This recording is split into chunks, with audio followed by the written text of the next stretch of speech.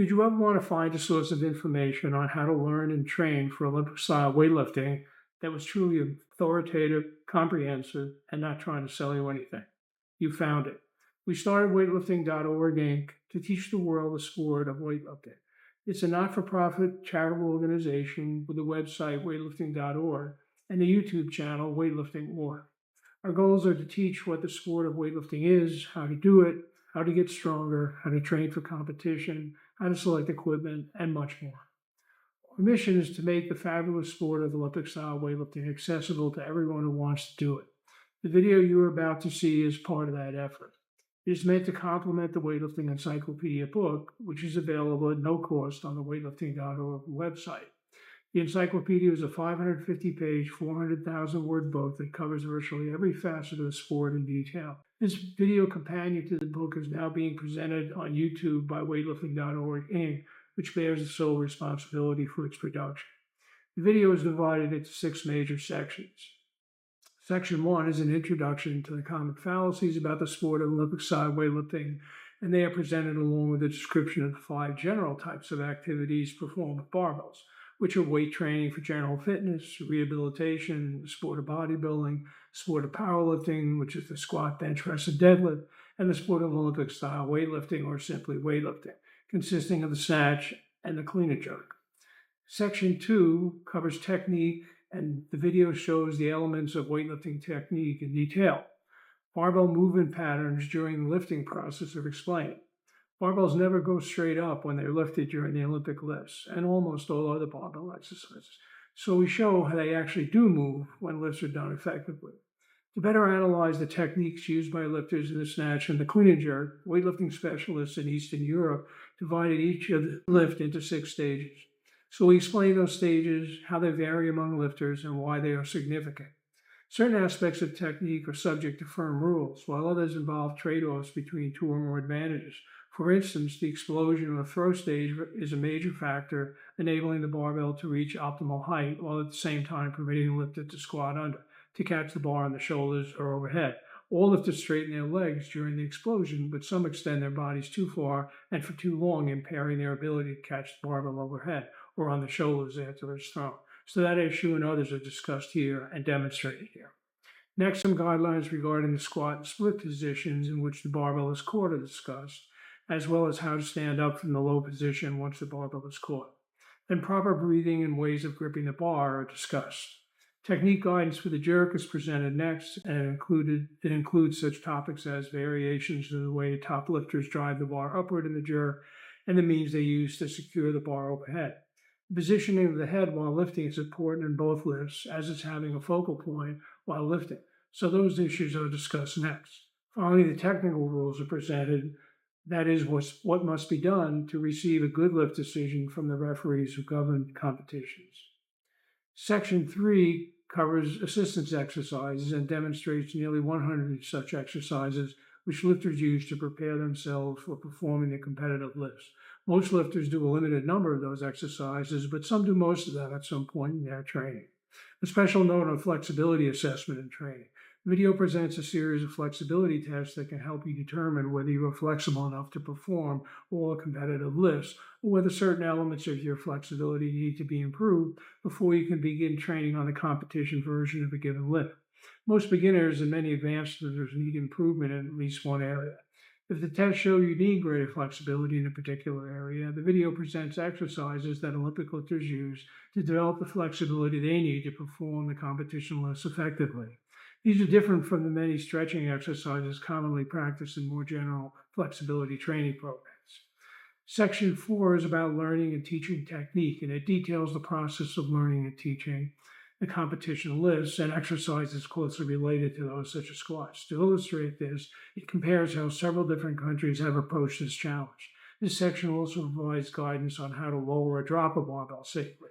Weightlifting is a relatively safe sport, but learning safely to miss takes it even more so. These methods must be learned to maximize the heavy lifts. Section 5, equipment, explains how to select and use personal and gym equipment. Certain personal and gym equipment is mandatory, while other equipment is completely up to the lifter. We explain common kinds of equipment and how that equipment is used effectively. In Section 6, We talk about how weightlifting helps athletes in other sports. It covers the subject of using the competition lifts and their variations for improving performance in other sports. In fact, practice of the Olympic lifts can improve performance in a wide variety of sports in a way that virtually no other exercises can, which is why many of the top athletes in sports like football, MMA, track and field, and many other sports incorporate such lifts or variations of them in their training. In closing, we highly recommend that you watch the entire video at least once before getting into the gym to practice, both for safety reasons and because taking any information out of context of the entire presentation will not enable you to fully benefit from it and may even put you at some unnecessary risk. We hope you enjoy the video and the great sport of weightlifting.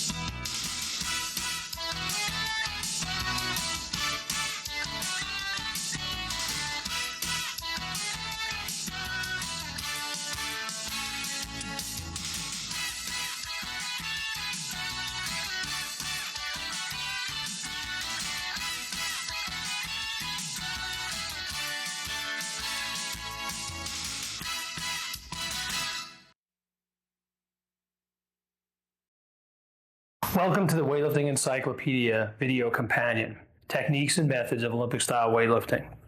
We created this video to survey the broad field of weightlifting as that term is used by the general public, but more importantly to do an in-depth study of the sport of Olympic-style weightlifting. Shrouded in mystery since its inception, Olympic-style weightlifting is probably the best kept secret in sports and fitness training today. Weightlifters are truly superior athletes, lifting as much as 3 times their body weights overhead. Their seemingly supernatural strength is rivaled only by the power, skill, speed, flexibility, and mental focus of these tremendous athletes. It's a great sport and fascinating for its own sake, but it also has very practical applications. Weightlifting can be viewed as kind of the NASA program for fitness training and sports readiness training. The rewards of weightlifting are strength, power, flexibility, increases in muscle mass, increases in metabolism, increases in bone mass, all of which combine to help an older athlete fight the ravages of aging. And there's a great pleasure in mastering the skill associated with weightlifting and with the immediate feedback one gets when one is lifting weights. It's a complex and difficult sport, but as a result, when one succeeds, the satisfaction is tremendous.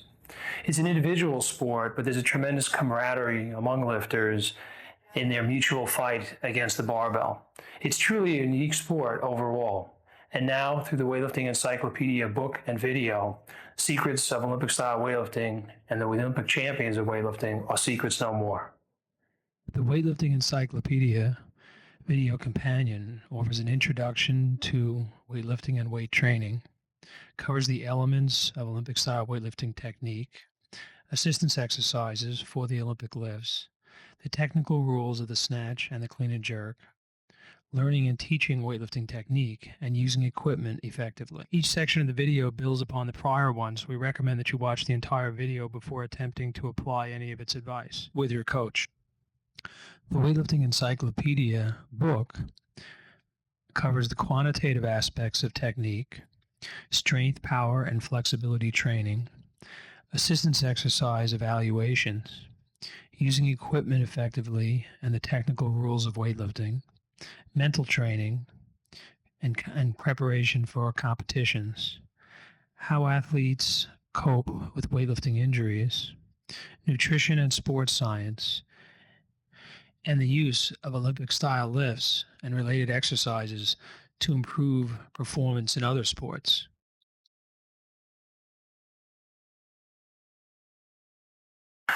Before exploring weightlifting and weight training any further, I want to clear up a few fallacies. First, Olympic-style weightlifters are the strongest athletes alive. They're stronger than bodybuilders like Arnold Schwarzenegger, pro football players, pro wrestlers, world's strongest man competitors, and I would argue even powerlifters. While weightlifting and powerlifting both measure strength very effectively, in weightlifting, we have an Olympic Games and only one governing body for the entire sport throughout the world. So when we say there's a world champion, they're the very best athletes in the world. We also have hundreds of thousands of competitors around the world that's much more widely spread than the sport of powerlifting. So the level of competition is simply higher. I'm not saying that every weightlifter is stronger than every powerlifter by any means, but that as a group, the level of competition is just tougher in weightlifting. And further, in weightlifting, there are no supportive devices that are used while lifting, whereas in powerlifting, lifters rely to a great extent on special assistive equipment that they wear. And so there are times when the athlete who has the best equipment can beat an athlete who is stronger but has inferior equipment or does not have the technique to use it properly. So I believe that overall, weightlifters do face the toughest test of any athletes in the world when it comes to strength and power. Now, to understand why weightlifters are the strongest, one needs to understand the fact that size does not equal strength. An athlete can appear to have very large muscles and really not be very strong compared to another who is much smaller in appearance, but trains specifically for strength as weightlifters do. Now, some other fallacies surrounding weightlifting are that it causes hernias, bad backs, and knees. And while weightlifters certainly have these injuries on occasion, no more so than other strenuous sports, and actually often quite a bit less than other sports.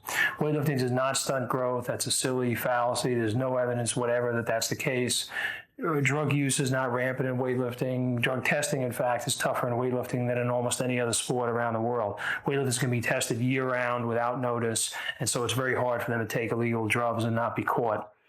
And finally, weightlifters are often accused of being muscle-bound. That's a total fallacy. Sports scientists came to a recent Olympic Games and tested all the athletes in the Games, and weightlifters finished second only to gymnasts in their flexibility.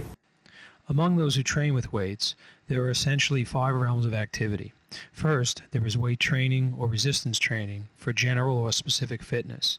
The latter are generally for preparation for a particular sport. This includes a wide variety of exercises that are performed with exercise machines and with free weights, such as barbells. Such training can improve one's strength, power, muscle size, flexibility, bone density, and muscular endurance.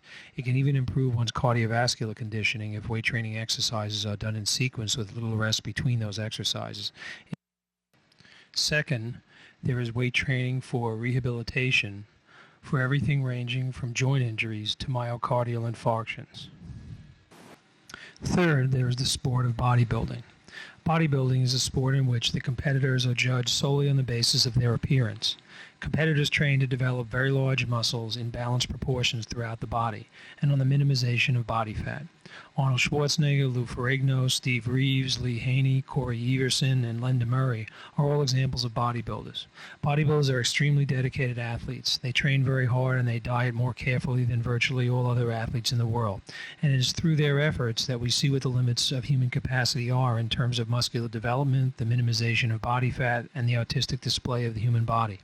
However, what the public often does not understand is that bodybuilders, despite the huge appearance of their muscles, are not the ultimate strength athletes. They are far stronger than the average person, but they are not, as a group, nearly as strong as the athletes who are in the last 2 categories of weight trainers, powerlifters and Olympic-style weightlifters.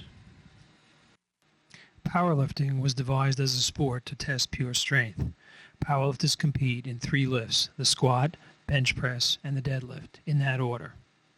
In the squat, the lifter lowers the body by bending the legs until the tops of the thighs are just below knee level, and then the lifter stands up by fully straightening the legs. We've invited 3-time Women's World Powerlifting Champion Linda Jo Belcito to demonstrate the power lifts. The bench press is the second lift in powerlifting competition. In this event, the lifter lies on his or her back, and a barbell is removed from a set of supports, and the lifter is given a signal to lower the bar. The lifter pauses at the chest and then presses immediately. In the deadlift, the bar begins on the floor in front of the lifter's legs. From that position, the bar is lifted from the floor until the body is fully erect. The lifter who lifts the most on all 3 lifts combined is the winner of a powerlifting competition. Weightlifting is the only sport involving the use of weights that is part of the Olympic Games, which is why it is often referred to as Olympic-style weightlifting.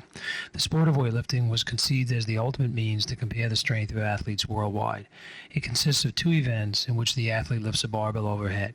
In the first event, a barbell is lifted from the floor overhead in one incredibly explosive motion. Because the lift is performed so quickly and explosively, it is called a snatch.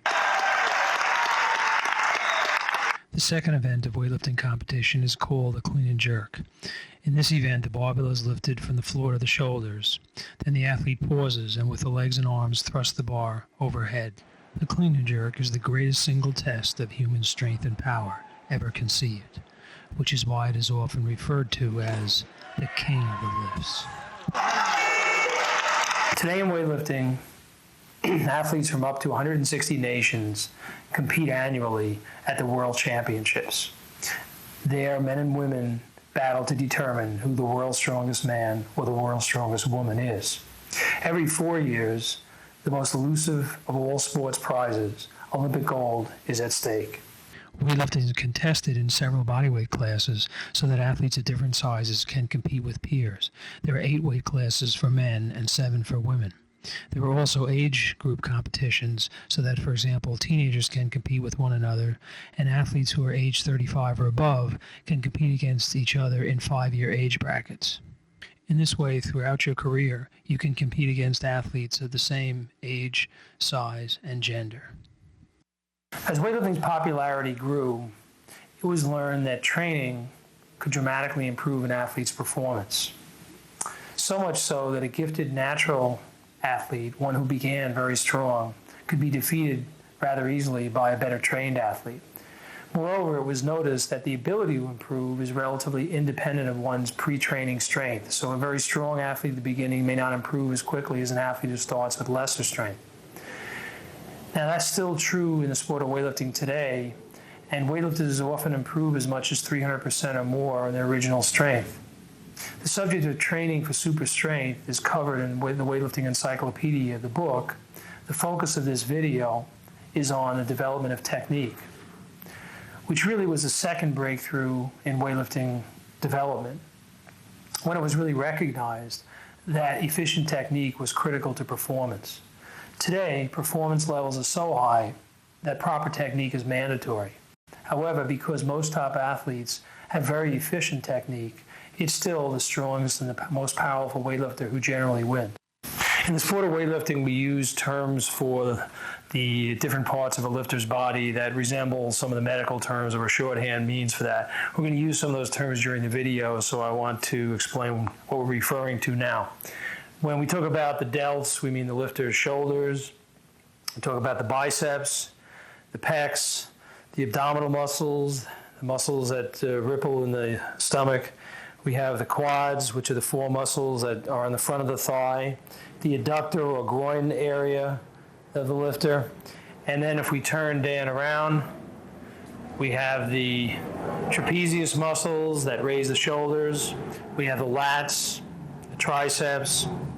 This is the lower back. The muscles that run across the spine are known as the spinal erector muscles. And then we have the buttocks, the hamstrings, and the calves. Those are all things that we're going to be referring to during the course of the video.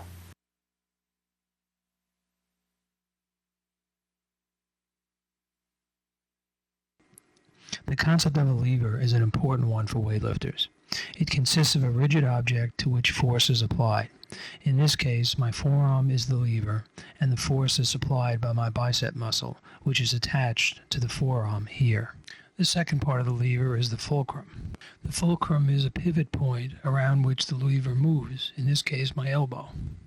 The last component of a lever is a resistance arm, in this case my forearm, with the resistance being supplied by this plate. One of the principles of a lever is that the further away the resistance is from the fulcrum, the more difficult it will be to move that resistance. In contrast, the closer the resistance to the fulcrum, the easier it will be to lift that resistance. Now, the principle of a lever applied to actually lifting a barbell says that if my torso is the lever and my hip joints form the fulcrum I'm concerned with, the further away the bar is from that fulcrum, the more difficult to lift. So if the bar travels away from my body, there's far more stress on my back than if I keep the bar in close to the body. So the whole basis of weightlifting technique is to keep the bar and the body as close to one another throughout the lift as is possible. So when you see a lifter lifting, you're going to see the bar coming close to the shins, close to the body, all the way up as close as possible. The center of gravity represents the point of intersection of three lines of gravity. Let's explain. So in the case of this board, this vertical line is the line of gravity up and down of this particular object. What it really says is the object weighs an equal amount on either side of this line, and this is exactly in the center of its weight. We've drawn another line from side to side that splits the object in that way, and the intersection of these two lines is where the exact center of this object is. Now, the reason this is important is that an object only stays in balance when the center of its gravity, which it would be this point here, remains within the extremes, outer edges of the object. So if I tilt this board and this center line goes outside the bottom of this, the board will fall that way. It'll go outside. So when the center of this object moves, it'll go outside that level and the board falls that way. When the center is maintained within the confines of the outer edges of this object, if I let it go back, it'll fall back into place. We've taken some license with the center of gravity concept by ignoring the line of gravity of this board front to back, but we'll do that now in discussing a lifter's center of gravity. The center of gravity of the human body is basically at the level of the navel and from front to back in the center of the body. So if I'm trying to maintain my balance and I allow the center of my body to travel outside my base of support, which in my case is the feet, I'm not going to be able to sustain my balance. If I let that go behind my heels, I'm not going to be able to sustain my balance in that way either. Now, when a lifter is interacting with the barbell, the center of gravity is a combination of the lifter's body's center of gravity and the barbell center of gravity. So when I hold an object here, my center of gravity of the combined body and bar shift somewhat forward. They're still within my body, but they're shifted forward of where they were when my body was not holding this bar. And the heavier the bar, the closer the combined center of gravities would move toward each other, and the weight would take greater precedence. So if I were holding a weight 2 times my body weight, the center of gravity of the combined body and bar would be much closer to the bar than to my body. Now, the reason for this importance of this is that the combined center of gravities of the bar and the body must stay within the confines of the feet. If the lifter allows the bar to go too far forward and it pulls the center of gravity combined forward, you're going to lose balance forward. If you allow it to come back too far this way, you're going to lose balance behind. So maintaining one's balance over the feet is very critical in weightlifting technique. And it may move during the lift, and in fact does move during the lift, from the middle of the foot at the start of the lift, when one is assuming the beginning position, the combined center of gravity is in the middle. As one comes up, it shifts back toward the heels, and then as you complete the pull, it shifts back forward toward the toes. But excessive movements in any direction will cause the lifter to lose balance forward, which will mean they'll end up jumping forward, or if you shift it too far back, you'll end up jumping back. So maintaining that balance is very, very important. When a lifter is viewed from his or her left side, it can be seen that the bar moves in an S-shaped curve. Despite its intricacies, this pattern of bar movement represents a reliable technique. There is a shift in the lifter's balance during the lift from the middle of his feet at the start to the rear of his feet as the bar moves toward the thighs, then toward the toes as the lifter explodes to throw the bar upward. Finally, the bar curves back toward the lifter as he catches it overhead. This lifter has an unusually narrow S-shape to his pull as he lifts the bar in a nearly straight pattern, keeping the combined center of gravities of the body and the bar close to one another and relatively stable throughout the entire lift. This lifter has a forward tilt to his S-pull as he begins with his combined center of gravities toward the front of his feet, and his balance remains forward of what is typical throughout the lift. This requires him to jump forward to control the lift overhead at the end. This lifter has a backward tilt to his S-pull as he begins by shifting his balance rearward from the start. This causes him to jump back to control the bar at the end. A more conventional S-pull is generally more reliable than backward or forward tilted S's. In the jerk, the bar has a relatively straight pattern unless the lifter allows the bar to pull him or her forward during the dip. However, there is a backward motion to the bar at the end as the lifter interacts with the bar, pushing it overhead and thrusting the torso forward. In analyzing each of the lifts, it's helpful to break them down into 6 stages. Stage 1 of the snatch or clean consists of all the movements a lifter performs prior to taking the bar from the floor. We'll show you a variety of techniques that lifters use later in the video. Stage 2 starts when the bar leaves the floor. In Stage 2, the legs lift the bar and the torso angle remains the same. It ends when the legs finish straightening here. At this stage in the snatch, the bar is above the knees and the lifter begins an explosive straightening of the torso, which drives the knees forward and down under the bar in this kind of position. Stage 4 is the crucial explosion phase of the lift, which will throw the bar high enough for it to be secured overhead. Here, an explosive combination of the legs, hips, and back to the exploding. The arms aren't used. Until Stage 5, when the lifter jumps down and first pulls, then pushes himself under the bar with the arms while contacting the platform forcefully with the feet. This phase ends when the bar has reached its maximum height in the pull. During Stage 6, the lifter is working to bring the bar under control so that he can arise from the deep squat position with the bar comfortably overhead. Stage 6 ends when the downward motion of the bar has been fully arrested. Now the lifter stands up until the legs are fully straight, the feet in the bar in line with one another and motionless, whereupon a referee signals the lifter to return the bar to the platform. The technique of the clean is similar to the snatch, but the lifter begins with the hips higher and the torso more upright because of the closer grip in the clean. Stage 2 proceeds as in the snatch and ends when the legs have straightened as much as they will during this early phase of the pull. But the bar is usually closer to knee level in the clean versus above the knee in the snatch when this phase ends. Here. Stage 3 usually has less knee rebend than in the snatch and ends here. The explosion phase is similar, ending here. Stage 5 begins when the lifter starts moving under the bar and ends when the bar has reached its maximum height. Here. During Stage 6, the lifter works to bring the bar under control and stop its downward progress. It ends when the bar has reached its lowest point.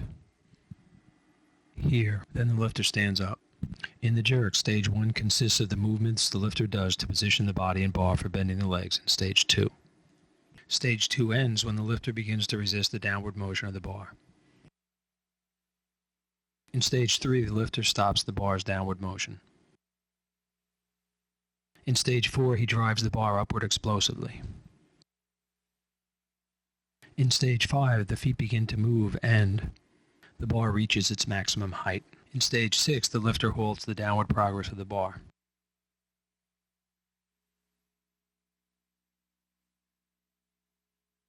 Lifters use a number of methods to prepare for lifting the bar from the floor. Some start with the hips high and lower them before pulling. Others begin with the hips low, then raise them before pulling, while still others pump the hips up and down several times before they begin. All of these techniques are attempting to exploit the principle that the leg muscles will contract more forcefully if they are stretched before they are contracted. The same principle is being employed in the dive style. In this style, the lifter positions the body, then simply reaches down, grips the bar, and lifts it immediately. Finally, in the static start, the lifter positions the body carefully and pauses. This facilitates a more precise start, but trades off the pre-stretch advantage. Once the Stage 1 preparations have taken place, some lifters position the hips rather low at the start, while others begin with the hips relatively high. Either approach within the range shown can work, with lower hips placing relatively more stress on the legs and less on the back, and the higher hip position having the opposite effect. Hip positions in the range we are demonstrating here work for the clean, but it should be noted that the lower the hips, the greater is the tendency to have the balance too far back at the start, with higher hips having the opposite effect. Something in between works best for most lifters. Regardless of the pre-start method a lifter employs, just before the bar leaves the platform, all lifters should have the bar positioned over the base of the toes and against or near the shins. The shoulders should be above or slightly forward of the bar, the traps relaxed, the chest puffed out after taking a partial breath, the torso rigid, the back locked in position with the lower back arched, the arms straight and relaxed, and some lifters find it helpful to flex the lats and push back somewhat with the arms. Some lifters perform stage 2 of the pull relatively slowly. Their bar velocities will be as much as 40 to 50% higher during the explosion phase of the pull and during stage 2. Other lifters will pull rapidly from the floor. Their bar velocities will be similar in stages 2 and 4 of the pull. Most lifters, particularly beginners, find a slower start enables them to maintain a correct pulling position more easily.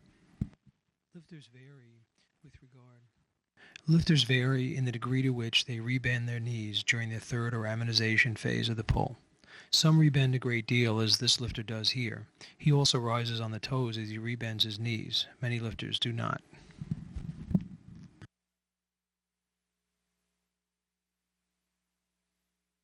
Lifters who rebend their knees a great deal get a greater leg drive in their pulls than lifters who do not, but they lose more bar speed during the third or amortization stage of the pull than lifters who bend their knees less, as this lifter does. So there is a trade-off. Recognize that rebending is not typically a conscious action. Rather, it results from thinking of straightening the torso rapidly and or driving the hips and thighs forward into the bar. The rebend phenomenon occurs in the clean as well as the snatch, but it's generally shorter in duration and less profound in its effect in the clean. This lifter demonstrates a relatively long rebend. A smaller rebend helps a lifter retain more of the momentum generated in stage 2 of the pull, and this is helpful in the shorter duration pull of the clean relative to the snatch.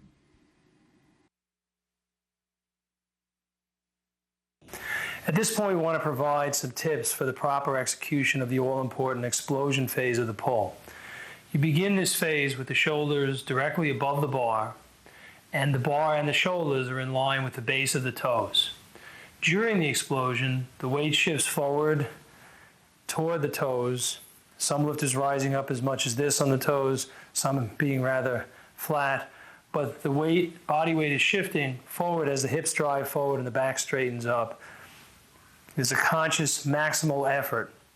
Some people think of hitting the bar with the traps, but what you have to watch out for at this stage is for a bounce out, where a lifter comes up, is driving the hips forward, is driving them forward so much that he bounces the bar or she bounces the bar away from the body. We don't want to see a lot of bouncing away from the body. There's going to be some forward travel of the bar, but it should not be excessive. The bar should really be brushing against the thighs or the hips and mainly moving in a vertical position as the back straightens, the torso straightens, and the hips move forward. Now, vertical is the key here. We want to get as much vertical movement as we can and not too much horizontal. The legs, hips, and the back are locked together in position, and the athlete is using the combination of all those parts of the body to explode upward. Now, at this point, there's often some discussion among coaches as to whether the coach should teach the lifter to actually bounce the bar against the thighs. Now, it should be more or less of a natural reaction. If the lifter is straightening the torso and driving the hips forward at the explosion phase of the pull, the thighs will normally come in contact with the bar because the hips are moving forward, the bar is moving close to the body, and there should be a collision of the bar and the hips at some point during this motion. But some lifters actually have to be taught to bounce the bar or to touch the bar with the thighs. Now, the only question here is that if you teach a lifter just to pull it up and to bang, they can knock the bar forward, they can lose all sense of what they're trying to accomplish, which is the upward propulsion of the bar, not just banging the bar against the body. It's not a horizontal kind of a motion. But some lifters need to be taught to drive the hips forward. They don't typically do that. They sit back on the heels, they raise the body like this, and they get no forward motion with the hips at all. So it has to be adapted for the lifter. It can be a mistake to emphasize just banging too much. For other lifters, it's essential. Some learn it, some don't, without being taught to actually concentrate on doing it, but that is the kind of emotion that is going to occur when the pull is being done properly. It is incredibly important to explode maximally during the explosion phase of the pull and to fully straighten the legs and back. But pausing in the extended position or stretching high up on the toes had limited value, as any extra pull height gained by doing so is largely neutralized because the lifter could have otherwise moved under the bar sooner to stop its downward fall and bring it under control. This lifter has a very efficient finish, barely straightening the legs. Note that this lifter did not rise in his toes, nor did he bend his arms. Rather, he used the powerful muscles of his legs and back to lift the bar very efficiently and then moved rapidly under the bar. The lifter shown in the prior scene has been a world record holder in the snatch, as has this lifter. However, this lifter extends the body significantly more. He gets more height in the pull, but he takes more time to get under the bar. Both styles work, but any extension beyond the point of this lifter's style is probably a waste of time. Even this lifter, while rising significantly on the toes, does not use the arms and moves very rapidly under the bar. This is an example of an extension that is simply too long. The lifter is too high in the toes and is pulling until the arms are bent. As a result, the bar rises relatively little after the lifter is finished pulling, and the bar is falling well before the lifter is in a position to stop it. This clean and jerk world record maker and two-time Olympic champion has an extremely efficient clean technique. He pulls with incredible explosiveness but does not rise in the toes and barely straightens the legs. After finishing his pull, he moves under the bar extremely rapidly and assumes an incredibly good position with high elbows and the chest out, the back rigid. He then catches a rebound from the bottom of the clean and rises out of that. And finally, at the end, he manages to clear the bar slightly off the chest, which allows him to set his body properly for the jerk. Clean technique doesn't get much better than this. Rising on the toes a bit and extending the legs a bit more than the previous lifter can still be efficient, but this lifter clearly pulls too long. She may have gotten extra height by pulling longer, but this lifter is giving up a lot of valuable time and going under the bar with her overextension. Many lifters think very little about moving their bodies under the bar to receive the bar. They devote their full focus to exploding, to pulling very hard on the bar, to driving it hard in the jerk, and then they just rely on intuition to float underneath the bar. And this is a major technical mistake. The focus and the effort to go under the bar must be nearly as great as the focus to raise the bar up in the first place. Moving under the bar effectively requires an interaction with the bar, as well as a focus on moving under it with great speed. In the snatch and the clean, the lifter must pull himself or herself under, almost rebounding from the pull or rebounding from the shrug. So when the lifter snaps the shoulders, that causes an immediate effect to drop down underneath the bar. You have to think of jumping down or moving down with maximum speed underneath the bar. In the snatch, pushing out of the arms will help drive you to the bottom position in the snatch, lock the bar out solidly, at the same time get the bar under control. In the clean, it's the elbow speed. It's pulling and smooth, whipping the elbows very quickly. The very act of raising the elbows rapidly pushes the body underneath the bar, helps to make the body upright, keep the chest out, and that is going to drive the lifter down into a good position underneath the bar. And in the jerk, it's pushing the body away from the bar and at the same time pushing up on the bar to lock it out. Replacing the feet very explosively. When a lifter is lifting, you'll hear a top-level lifter make an explosive sound when they hit the floor. And that's not because they're jumping up in the air and having a lot of air time so they can get a big slap. It's because they're moving the feet very quickly, just slightly off the ground and banging into that low position. The quicker you hit that low position, the sooner the force from the floor will drive back up through your body and help stop the bar's downward force. So it's very, very critical. There should be no air time at all, or as little air time as is possible, and a very, very rapid movement under the bar. Overall, you've got to think huge speed going under the bar, and that is really one of the great keys to making a successful lift. When a lift looks snappy because the bar is flying overhead, it's not because the bar is going up so fast, it's because the lifter is moving under it very, very quickly. This lifter shows great speed going under the bar. Notice how rapidly he throws himself under the bar and how energetically he replaces his feet after pulling. This lifter goes under the bar with far less energy and speed than the prior lifter.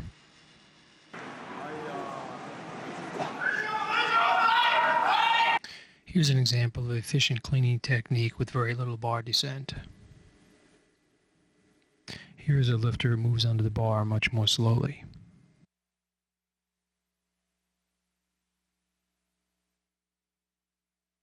One of the best indicators of sound technique is the coordination of the explosion phase and the squat under in such a way that there is minimal bar drop, that the bar drops very little as the lifter goes underneath the bar.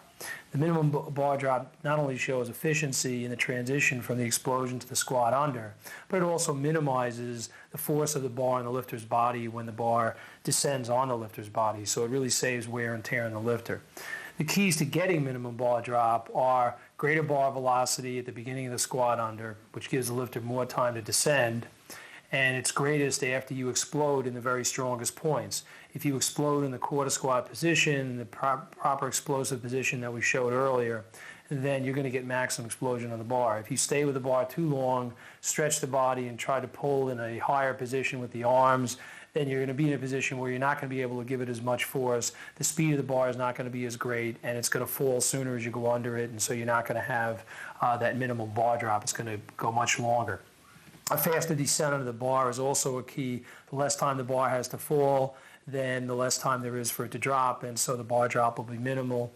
Obviously, thinking fast, interacting with the bar, and having minimum amplitude in the extension of the pull that gives you maximal pull are other keys. And finally, alertness is bringing the bar under control. It's not just the transition, but it's also how quickly do you become alert enough to stop the bar once you've come underneath it. A lot of lifters will get under the bar relatively quickly, but then it takes them some time to get the bar comfortably on the shoulders in the clean or to lock it out in the snatch. You've got to learn to push it right out in the snatch or in the jerk or in the clean to get the elbows up quickly and to contact the bar with the shoulders as quickly as possible. All of those things are going to tend to minimize bar drop, bring the bar under control rapidly, minimize wear and tear, and minimize any excess effort the lifter is going to have to make. This lifter has a very small bar drop in the snatch, a highly efficient style.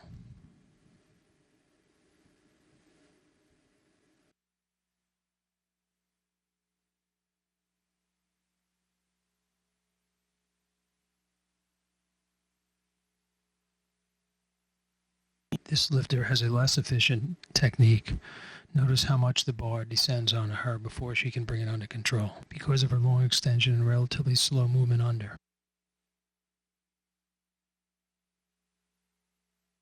This lifter exhibits relatively small bar drop in the clean because he does not overly extend and moves extremely rapidly under the bar.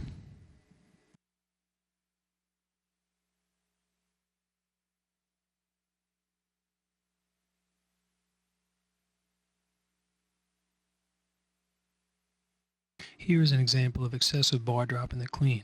It should be noted that this is a world-class lifter who may be having an off day technically, but if she corrects these errors, she will lift even more.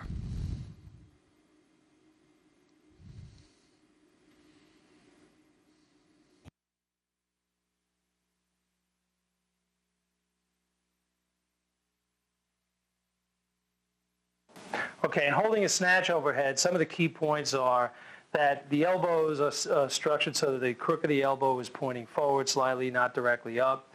The shoulder blades are pulled together. The athlete is actually pushing outward somewhat on the bar, trying to stretch the bar as they're in the bottom position.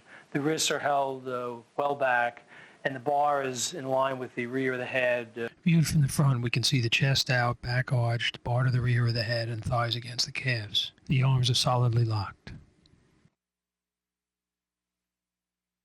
In this excellent bottom position, the elbows are up. The elbows should never be near the knees. The torso is vertical or upright. The chest is out, the back is arched, and the thighs are against the calves, which assists in the lifter getting up from the clean. If the feet are too wide and the thighs travel in between the calves, it is much more difficult to recover from the squat position. Lifters should stand up from the low position in the clean as soon as they have control in order to harness the stretch reflex. When they have difficulty standing up despite this, some lifters lean forward or actually round the upper body when recovering from the clean. Such lifters need to develop more leg strength so that this will no longer be a problem. We spent most of this video discussing the squat style of the snatch and the clean, but there's another way of lowering the body. And in fact, it was the dominant style of lifting until the 1960s, and that's the split style. Now, in the split style, your shoulders need less flexibility than they do in the squat style. And you also need less flexibility in the wrist, particularly in the clean. You can reach the bottom position faster in the split. You can move more quickly into the low split position than you can in the low squat. You have more control forward and backward because one leg is forward and one leg is back. You can control your balance going forward and back more easily. It's easier to recover from a low position in the clean when you have a split position versus a squat position. Now, offsetting some of those advantages or disadvantages, there's much more stress and strain on the groin muscles when one is in a split position than in a squat. And there's an uneven pressure on the legs and back. One leg is forward, one leg is back. There tends to be a little twisting in the back as a result of that. You can't go quite as low. So there are counterbalances, and that's why most of the lifters today are doing the squat style, because they can go lower and they do have even pressures on the body. And they developed enough strength to come out of their cleans even in the squat style. So now we're going to demonstrate the split style. We have Arnold Kalfin, former national champion of the Soviet Union and now many-time world masters champion, demonstrating the split snatch. He begins to lift in the same way as a squat lifter, but when descending onto the bar, moves 1 foot forward and 1 foot back. The back leg moves about 1.5 times as much as the front leg. He lands on the front foot flat-footed and on the back foot on his toes. Arnold bends his arms when he is pulling, because when he began lifting, it was against the rules to touch the thighs, and lifters pulled with that kind of technique. Today, lifters pull with straight arms. Arnold will now demonstrate the split style in the clean. His best lifts, by the way, are 100 kilos in the snatch, or 220 pounds, and 130 kilos in the clean and jerk, 286 pounds, at a body weight of 56 kilos, or 123 pounds. Arnold goes lower than the position he is demonstrating with a heavy weight. At more than 70 years of age, he demonstrates that lifters can keep on going and going. Arnold will show us the clean one more time in the split style. The split is truly a majestic style.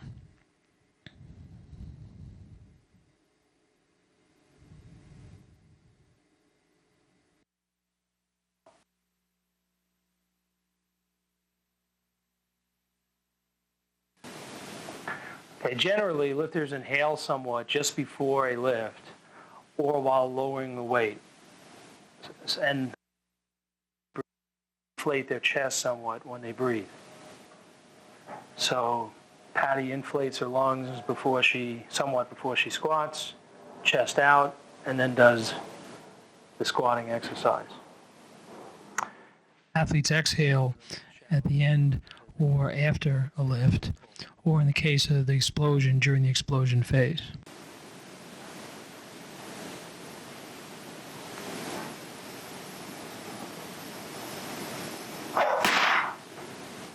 After the clean, Lifters typically take a few quick breaths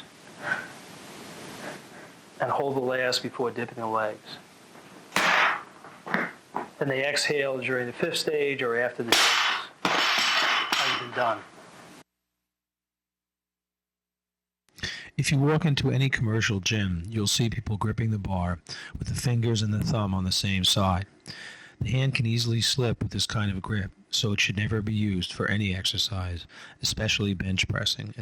The next grip is the normal overhand grip, where the fingers wrap around the bar, the thumb comes around the bar from the other direction, and presses down typically on at least one of the fingers. This is the most common grip used, and it's fine for many exercises, but it's not the strongest.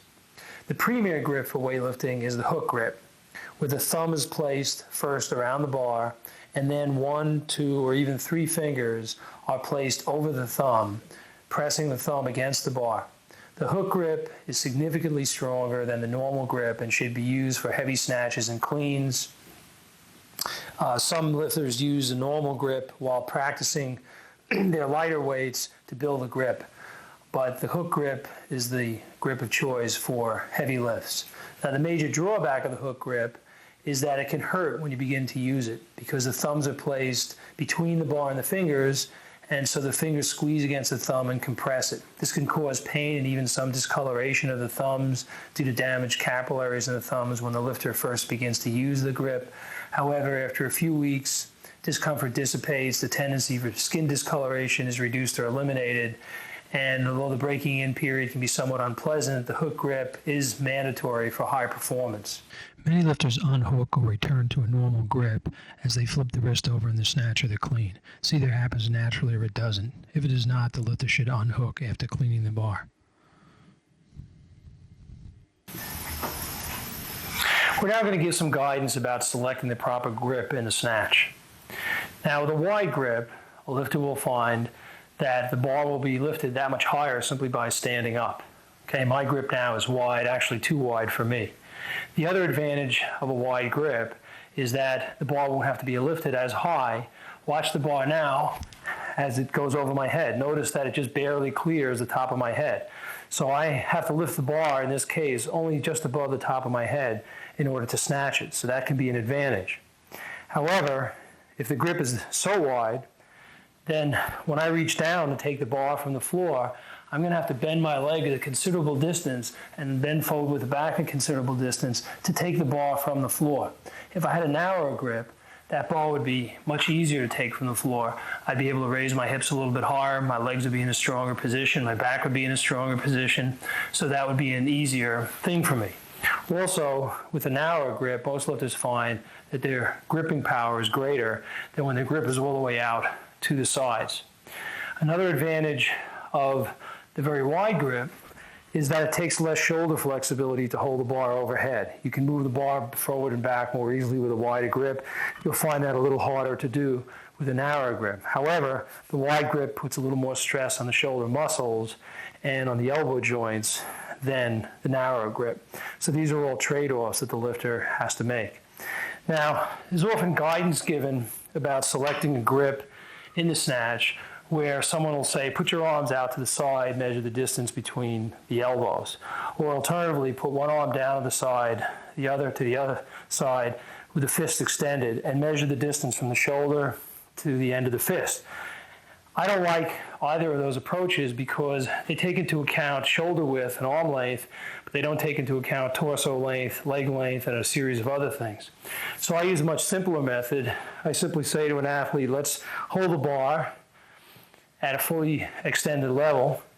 Now this position for me is about ideal. The bar is right at the top of my thighs. When I bend forward here, the bar is lying right across the top of my thighs. If I had a wider grip, it would be at my hip bones. Typically when you have a bar at this level, you will pull and bang it with the hips, you'll hurt your hip bones, and you'll tend not to have the ability to pull the bar as straight as you would if the bar was in a more correct position toward the top of the thigh. You'll get less leg drive. You'll actually miss your legs altogether during a good part of the pull. You'll end up high over here and not be able to generate as much power with that kind of a grip. If you bring your grip in here to the point, now in my case, when my bar is now resting about a third down my thighs, I will also not be able to get quite as much leg drive or as long a pull in this kind of a position. So for me, this works out about right. And so I start most lifters with a grip that places the bar exactly the top of their thighs, and then we vary it over time. But this is a very good method, very simple, doesn't require you to measure anything. You simply hold the bar, take note of various positions, and when you feel it's the right spot, start there. If anything, err on the side of a little narrower grip at the start. You can always move it out over time. Don't change the grip very much at any one point in time because that can put a big stress on the shoulders if you're not used to it. Any change in lifting technique should be done very gradually. But the lifter will refine the grip over time and you'll find one that's just perfect for you. In selecting a clean grip, a lifter faces many of the same issues as in the snatch. A wider grip will bring the bar up higher at the finish of the pull simply by standing up.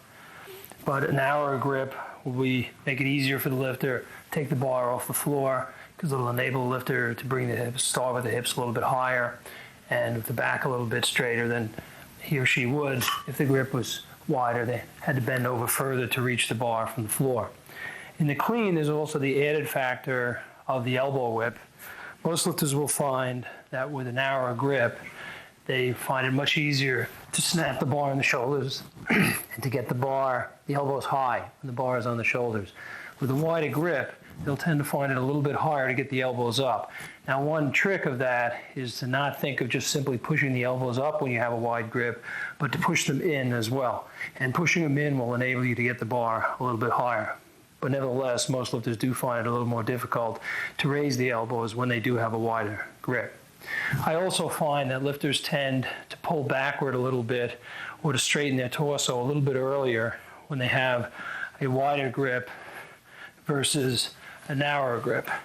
And so for some lifters, they'll find excessive jump back and other kinds of directional problems with a wide versus a narrow grip. Now remember, whatever grip you use, you can move it for the jerk. It's ideal if you don't have to, because that's one less thing you have to worry about. But it is permissible once a lifter has done a clean to move the bar or move the grip outward or in any direction they wish and get secure for the jerk, which brings us to guidance for the jerk grip. Now in the jerk, the wider the grip, as in the snatch, lifter does not have to raise it as high. Note when my grip gets narrower, the bar is further above my head. However, with a narrow grip, most lifters will find they feel stronger, the shoulders feel stronger in that position. They're able to exert a little more muscular force against the bar than they are with a wider grip. So one may offset the other. You'll have to experiment with that. Also, flexibility is a consideration. With a wider grip as in the snatch, lifters are more flexible. They'll move the bar around more easily. They'll feel more comfortable with a wider grip. With a narrow grip, typically they're going to have a little more trouble moving the bar behind them and just controlling it in general. So these are the trade-offs that one has in clean and the jerk grip. Another trade-off that lifters have to consider is the width of the feet in the pull and in the thrust for the jerk. Now, most coaches advise a hip width stance, and I agree that generally that's the most favorable stance. It's a position very similar to a jump, and lifters are able to generate very good and explosive leg power with that kind of a stance. However, many athletes do find that a somewhat different stance is appropriate. For a lifter who has difficulty in getting the back arched and taking the bar off the floor, lifters with a narrow stance may find that it's difficult to get an arch in the lower back. They move their stance out, and they find that they can get that position more easily with a wider foot position. Similarly, in the jerk, some lifters find that with a wide stance, they're able to be more upright in the jerk. Lifters, again, who have some flexibility difficulties and find that when they dip with a narrow stance, they tend to dip a little bit forward. They widen the stance out, turn the toes out a little bit, and they can dip much more upright. So you will sacrifice a little bit of leg drive with a wider stance, but it may help in a situation where a lifter is having some difficulty with flexibility. So there again is something to trade off a little bit, to play around with, to experiment, and over time you'll find the stance that works best for you. We cannot leave the subject of foot stance without touching on the frog style, a style which was used by a number of world record holders during the 1960s and has fallen out of favor today despite its merits. In this style, the heels are placed together, or nearly so. The toes are turned out at anywhere from 45 to 120 degree angle, and the knees are wide apart. The torso is generally more upright than in the normal pull, so there is less stress on the back. There is also a less complicated knee movement back and forth than in the conventional style as the pull proceeds. The trade-off is a smaller base of support on the feet due to the position of the feet. We invited Karen Marshall, who was a 5-time gold medalist at the World Championships, 9-time national champion, the first women's world champion from the United States. And in lifting in the inaugural Women's World Championship, she lifted the heaviest weights of anyone in any weight class, although she wasn't in the heaviest weight class, and has had many world records in weightlifting as well. She's going to demonstrate the finer points of the jerk. And we're going to start by just asking her to take it from the rack, and we're going to show some of the things to think about when the lifter is taking it off the rack. Now, the starting position, the bar is well up on the shoulders. It's supported by the shoulders, not the hands. When she dips for the jerk, as she's going to do, she's going to keep those elbows fixed or raise them slightly when she dips, but she's never going to let them drop. She's never going to let the elbows down. So if you'll do one rep for us, Karen. Okay. Now notice when she dipped her body, the torso was absolutely vertical and rigid. She's keeping a tight, rigid position. And when she prepares to dip her body, she keeps her weight well back on her heels. She's not leaning forward and allowing herself to go forward like that and lose her balance when she dips. If you just want to bend. Some people have a habit, and when they bend, of shifting forward like that, bending forward, losing their balance. If you just sit back on your heels when you start, you're going to go straight up and down. It needs to be a piston-like action, totally vertical, no horizontal component, whatever. Lifters generally lower the bar from 8 to 12% of their heights when they bend the legs in preparation for the jerk. Some lifters bend the knees only a small amount after the explosion phase of the jerk. This permits the lifter to stop the downward motion of the bar easily and abruptly because of the strong leg position. This abrupt switch from the dip to the upward drive facilitates the generation of bar bend at the bottom of the dip, which then causes the barbell to spring upwards. A longer dip enables the lifter to bring the leg muscles into play more forcefully and for a longer period of time than a short dip, but it is harder to stop the downward motion of the bar abruptly, so some bar spring is lost.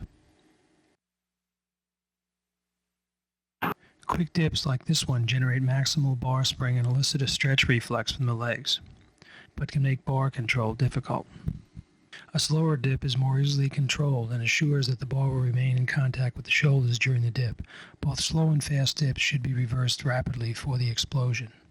The issue of the body's extension is at least as crucial in the jerk as it is in the snatch or clean. The lifter should barely straighten the legs and rise on the toes little or not at all, as this lifter illustrates. Foot movement into the split should begin as the bar is leaving the shoulders. Most missed jerks arise out of a failure to move under the bar early enough or fast enough.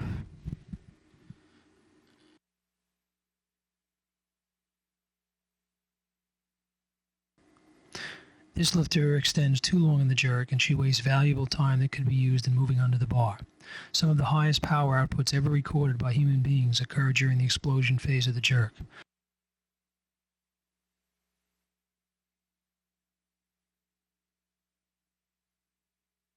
So it must be done explosively, but extending the legs for too long a period is a major mistake in the jerk. As is the case in the snatch and the clean, it is critical to move rapidly under the jerk. Look how quickly and smoothly this lifter does it.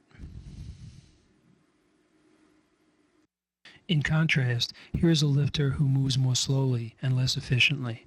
She may lift a lot, but she'd lift a lot more if she moved faster. The last aspect of the jerk to really be concerned about is the overhead strength, the ability to support the weight overhead. And there are some tips to making sure that you have that overhead strength. One is, of course, to develop the arms and shoulders with pressing exercises and develop sufficient strength so that you're comfortable with the weight overhead. But there are some things technically that one can do to facilitate the lockout. Now, Karin will do a jerk and hold the position, and I'll point out some of these areas.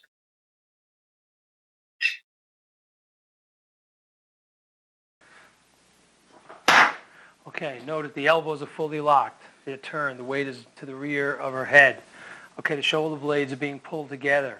These are all the keys to keeping the bar solidly locked overhead. Now she recovers front foot first, and then back leg, and she's prepared to re-rack the bar. Many lifters adopt improper elbow positioning with the weight overhead in the snatch or the jerk. Some position the outside of the elbow pointing to the side or forward. This is a relatively weak position. Instead, we want to position the elbow so that the outside of the elbow is pointing to the side and rear. This generally lessens the stress on the triceps and elbows. Turning the elbows properly is facilitated by pulling the shoulder blades together and relaxing the shoulder muscle somewhat. This kind of elbow positioning is particularly important for the lifter who cannot straighten the elbows fully with the arms overhead.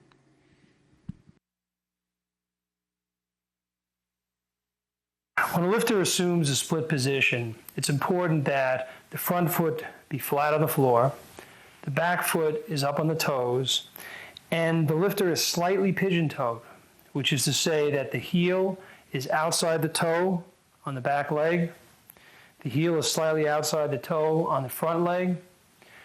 This gives a lifter a great deal of control forward and back in the split. If you allow your front foot to turn outward this way, very poor stability on the knee, very little ability to hold the balance. Similarly in the back leg, if you let your foot turn like this, all the weight goes on your big toe.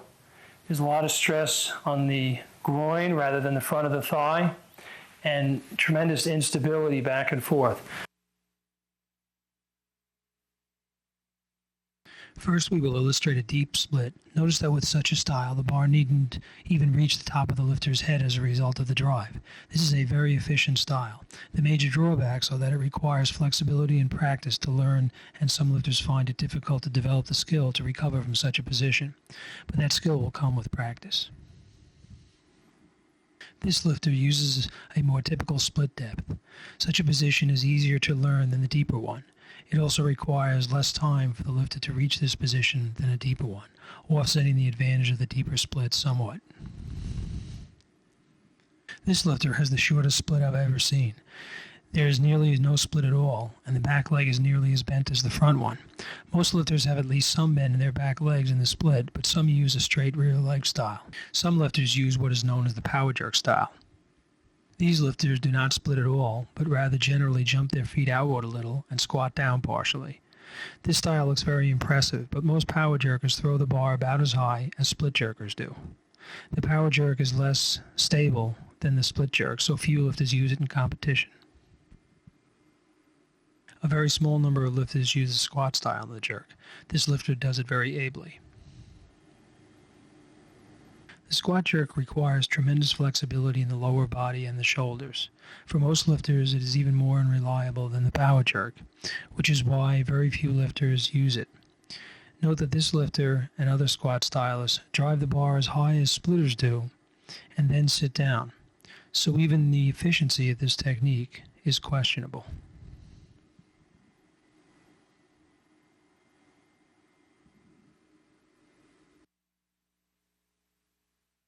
As the lifter prepares for the jerk, they typically have the head back, the chin tucked in, so the head is slightly behind the torso, and then the bar is lifted overhead from that position.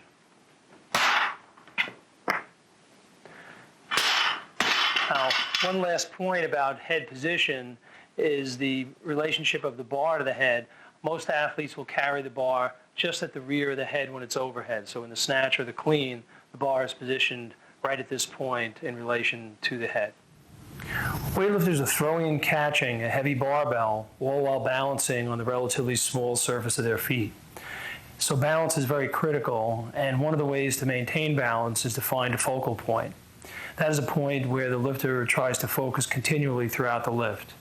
Now, generally during the explosion phase, the lifter will lose sight of such a spot, but the idea is to regain the spot visually as quickly as possible after the explosion phase. So if I were doing a jerk, I would set up in this fashion. My focal point would be just above eye level, which would be true in the snatch and the clean as well. And then, as I did the jerk, I might lose the focal point during the explosion phase, but as soon as I landed in the split, my eyes would travel back to that spot, and that would help give me my spatial orientation and help me maintain my balance throughout the lift. So it's important to have a focal point while one is lifting. The lifter must start with the bar horizontally in front of the legs, with an overhand grip, palms down, the grip that we've used throughout most of this video. Any lift to the knee height is considered an attempt. If the lift goes that high, that is considered an attempt, that high or any higher. However, if the lifter lifts the bar from the floor an inch or two and then places it back on the floor, they can start again as long as there's time on the clock and complete the lift. So that's the latitude there, but once it reaches the height of the knee, that's it. Then when the lift is actually done, it must be a single move from the floor to the shoulders or overhead. No pause in the execution of the lift. A pause like that would be illegal. The athlete has to pull it smoothly, as he'll do now, to show you the proper way to do it. No hesitation, straight, continuous pull.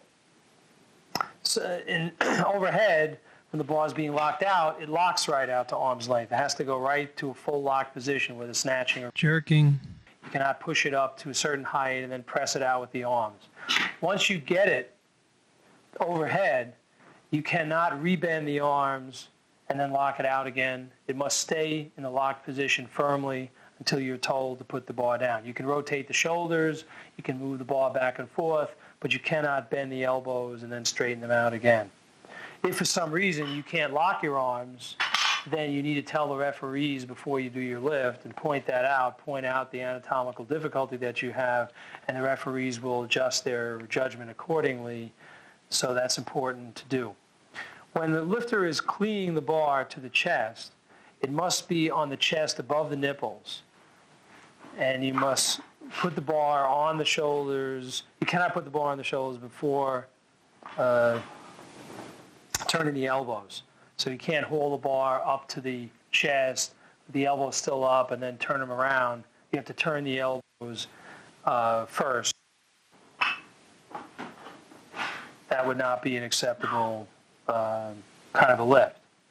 Now, if you do rack the bar low on the chest, as long as you keep it there, you can jerk from that position. You cannot raise the bar from the position where it contacts the chest. However, if you Clean the bar. and you've racked the bar in a position well above the shoulders, and you're uncomfortable because the bar is too high, then you're always allowed to lower the bar from the position that it assumes. You can lower the bar back to the chest. You can also move the hands in or out after the clean. They're not permitted to touch the elbows to the knee or to the leg in the squat position. The elbow must be well clear of the knee or the thigh. Don't even allow them to go close. You're allowed to grip the bar anywhere up to and including the inside collars of the bar, but you cannot grab the collars themselves. Not that you'd want to, but it's permitted to do that. The bar can touch anywhere along the legs. It can touch the shins. It can touch the knees. It can touch the thighs. It can touch the lap, the stomach. You can unhook your grip at any time during the lift. This occurs most often after the clean and before the jerk. Now, after the clean and before the jerk, you can't bend the knees. And then decide, I think I'll do it again. You've got to do the attempt and go after it, and that's it. But if you dip one time and pause and rethink what you're doing, that will not be permissible. Now, when the lifter is lifting, they're not permitted to oscillate the bar. When the lifter cleans the weight with a very heavy weight, particularly, it'll be hard to see here, but the plates can cause the bar to spring back and forth. The lifter can't stand there moving the bar and hope they can get the bar overhead and move it around. They have to wait until the bar is motionless and not oscillate it. And nothing except the feet are allowed to touch the floor. If the lifter does, let's say, a split position and the knee touches the floor, that would be an illegal lift. If the bar or the body are not in line with the feet, that would be considered no lift. So that type of lift would not be good. The lifter must now straighten the body, bring everything in line. And then when the bar is motionless, they're given a signal to replace the bar to the platform.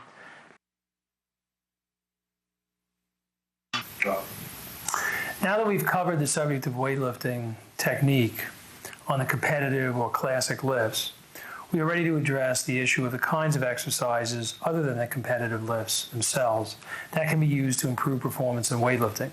Many of these exercises are used by non-competitive weightlifters as a foundation of their training. So those of you who do not plan to compete in weightlifting will find the discussion of these exercises to be of value as well. Lifters often separate the clean and the jerk in training so that they can focus on one element of the clean and jerk at a time. And this can be a very effective training method.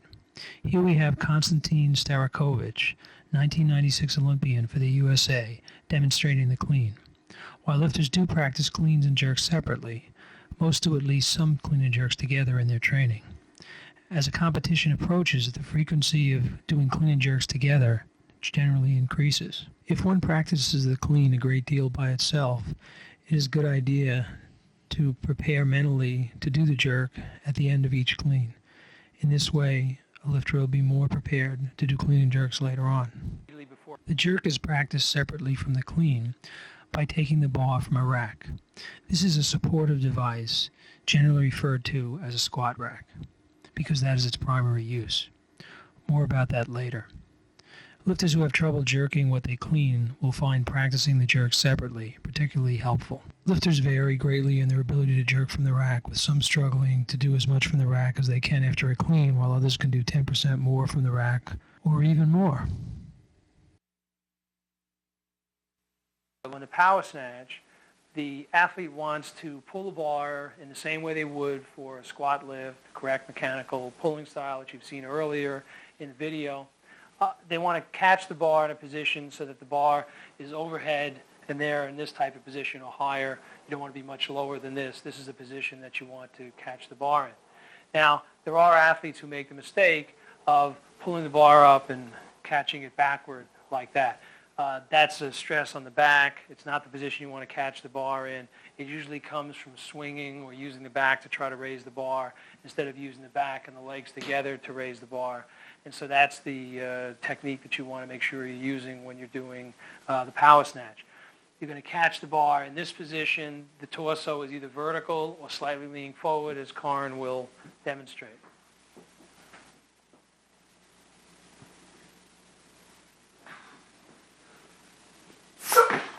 Okay. Notice the tilt of the torso, slightly forward.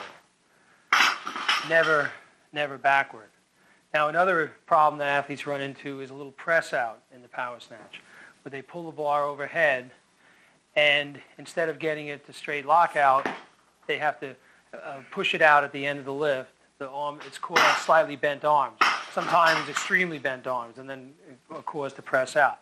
That's a mistake. When you're doing a power snatch, you either lower the body low enough to snap the bar to arm's length, or the weight's too heavy and you go to a lighter weight. There is no point in pressing out. It's not a benefit of the exercise. It's a mistake. It puts you at risk for injury. It's not something you should be doing. You want to pull the bar, snap it out exactly overhead, and never have this kind of a motion going on in the power snatch.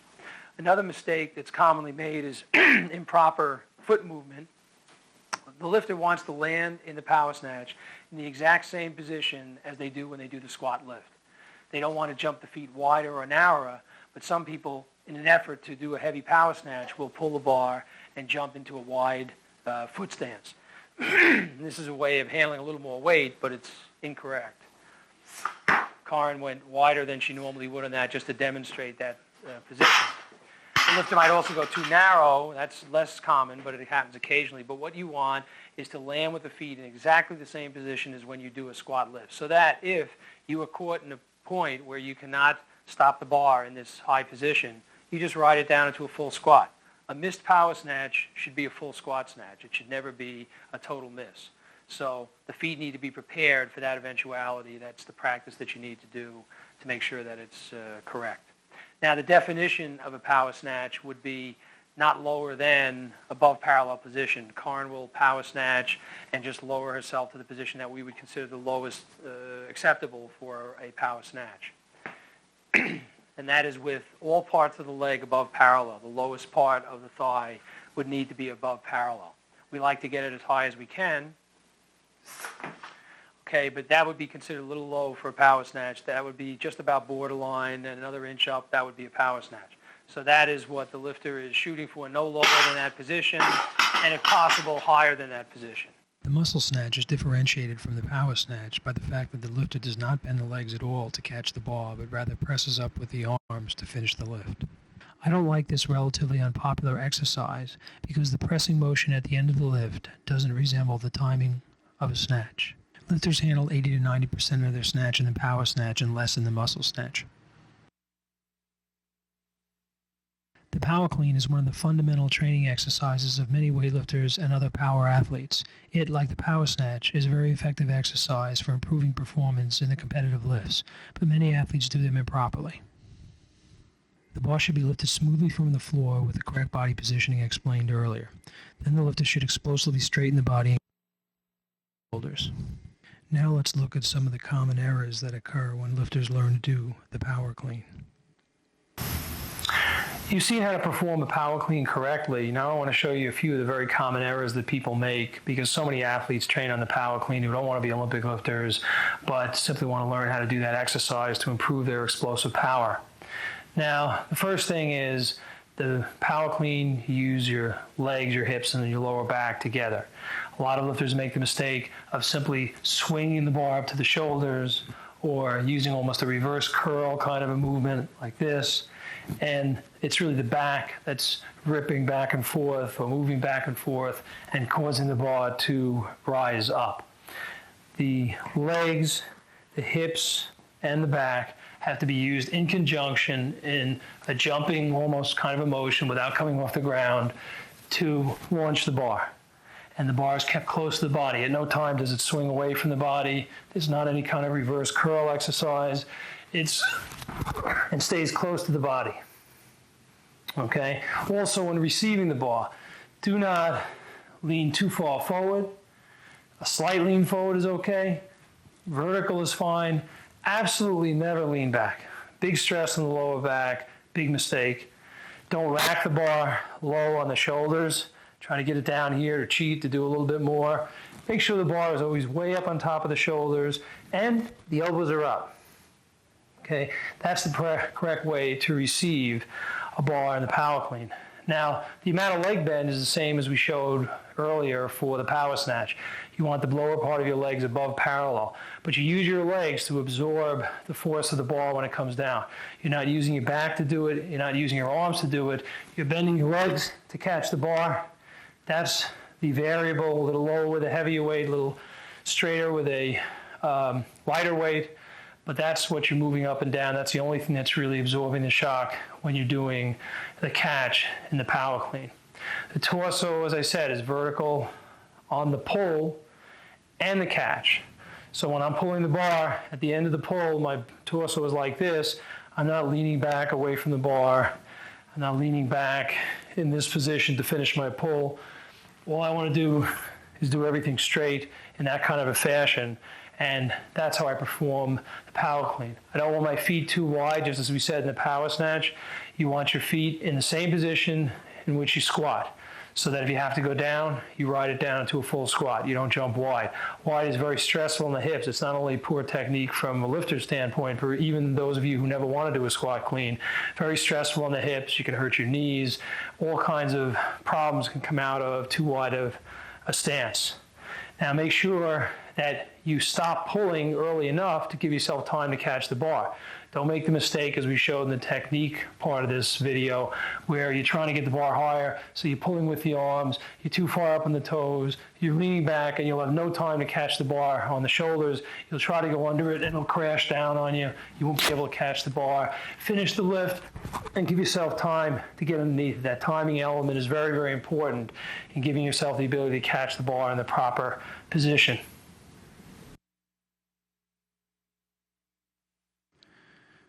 The push press is performed in the same way as the jerk, but instead of splitting the legs, the lifter simply pushes up with the arms to complete the lift. The push press can build leg power and pressing strength, but the lifter must guard against the tendency to lean back at the finish of the lift, as this is often a problem with the push press.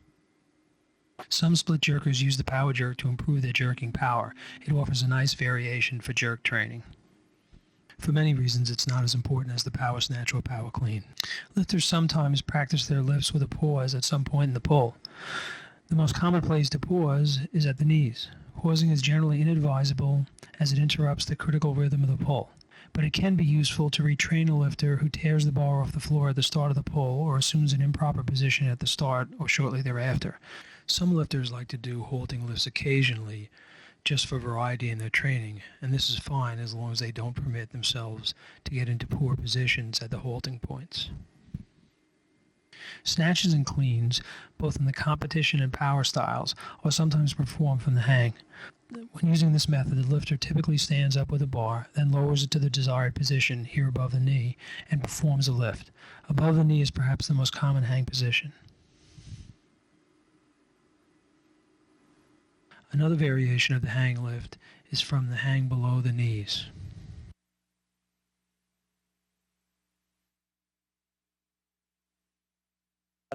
Here it is particularly important for the shoulders to be in the same position relative to the bar as they are during the conventional lift. For most lifters, this means well forward of the bar. Positioning the shoulders above or behind the bar in this exercise can actually be detrimental to technique.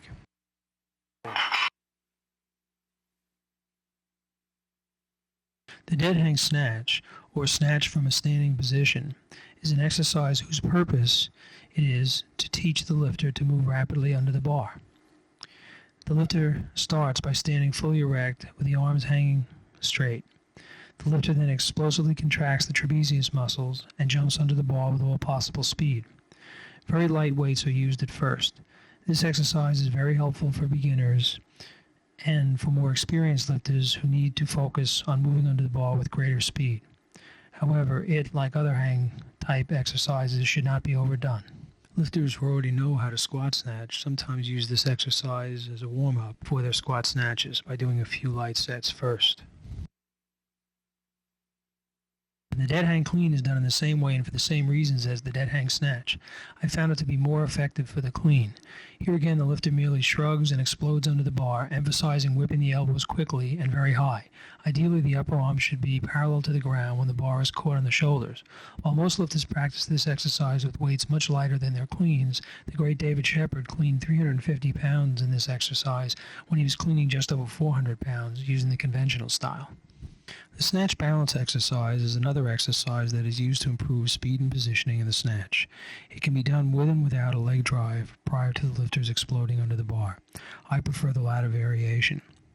Obviously, in the case of beginners, practice of this exercise is begun by using a stick or a light bar, and progression to heavier weights is made very gradually, never sacrificing speed or technique. The drop jerk is used to improve speed and positioning in the jerk. It can be done with a slight preliminary drive as this lifter is doing, or with none at all. While most lifters can and should practice this exercise with light weights, Dave Shepard did 350 pounds when his best jerk in the regular style was 430 pounds. Jerks from behind the neck can help the lifter who is having trouble positioning the bar at the rear of the head in the jerk achieve that position. They will not generally help a lifter who is driving the bar forward in the jerk. I do not suggest that one lowers the bar behind the neck in this or any other exercise, as a mistake can yield a nasty bone bruise or worse. Use a spotter or do singles and lower the bar in front of the body or drop it, making sure that you follow the advice given in this tape or given by your coach about dropping the bar properly. We're now going to show you an exercise that I call, for lack of a better term, the Drexler jerk, because I've never seen anyone else do it. But it's an exercise I came up with to help me learn to split lower in the jerk. And I got the idea from a friend of mine who was training in a low basement and had to split very low when he jerked because he couldn't stand all the way up and he would hit the rafters overhead. So what I did is set up a power rack so that the bar is supported in a position lower than the lowest point in your dip. The upper part of the rack has sticks put in the rack in the position of pins, and you could use a rubber rod, would be fine. Alex Kolar, one of my lifters, came up with the concept of one with a hinge on it in the middle. But the idea would be that you have something here to tell you the height of the bar in the jerk, and you would put this in a position at the highest point that you hit, or if you want to lower your position, if you want to learn to split lower, then slightly below that. And then you would perform jerks within the rack as you would normally, but this would give you feedback to tell you whether or not you were splitting too high, whether or not you were driving the bar too high. This is, again, to learn to go into a lower position.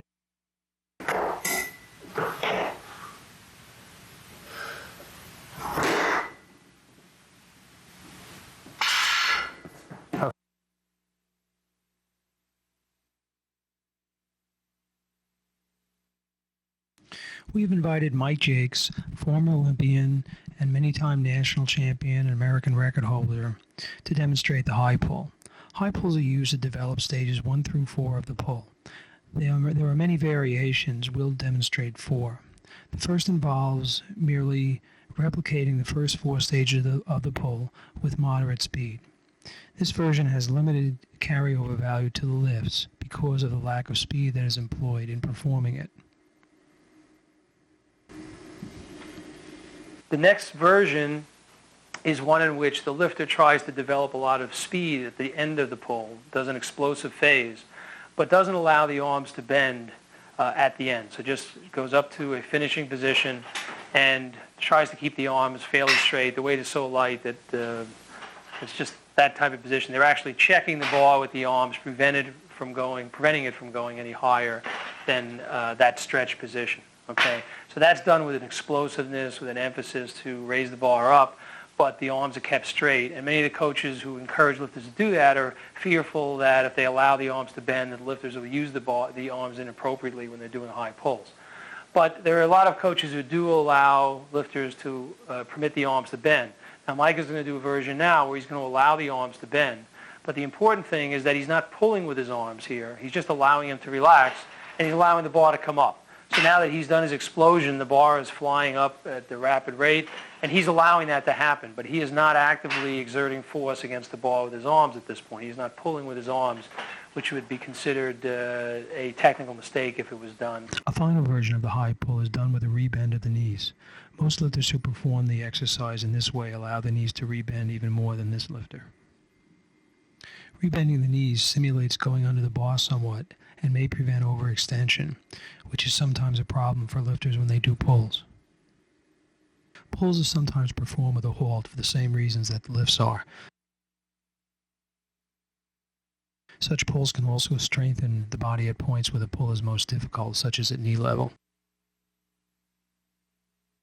The jerk drive can improve one's first 4 stages of the jerk, but receiving the bar on the shoulders can be traumatizing. Therefore, they should only be done for singles, letting the bar drop to the floor after each rep, or with a special rack that catches the bar.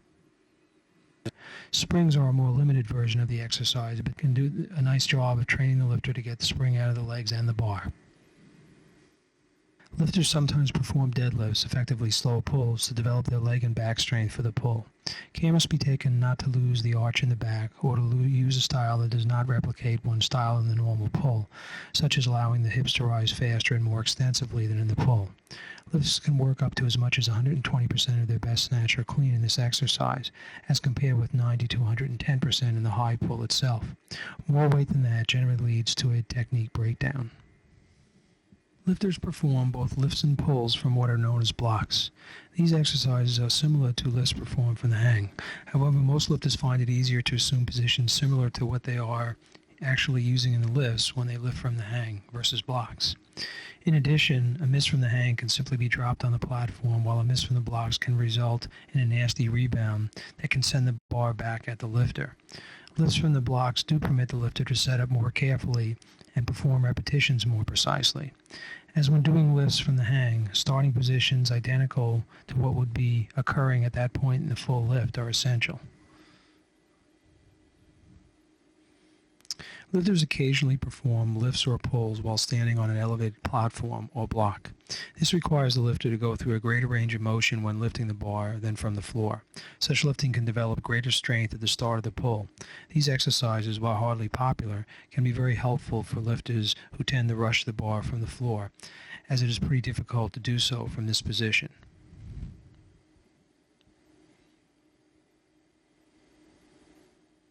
Finally, we have a version of the pull from the blocks in which the lifter begins with the center of the bar supported on a single block. Such a position makes the start more difficult because the bar is already bent when the athlete lifts the bar from the blocks.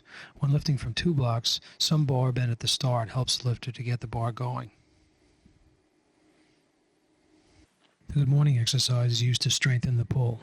The lifter supports the bar on the rear of the shoulders and leans forward, either to a very deep position, as we were showing here initially, where the legs are almost straight and the lifter goes to a parallel position with the floor.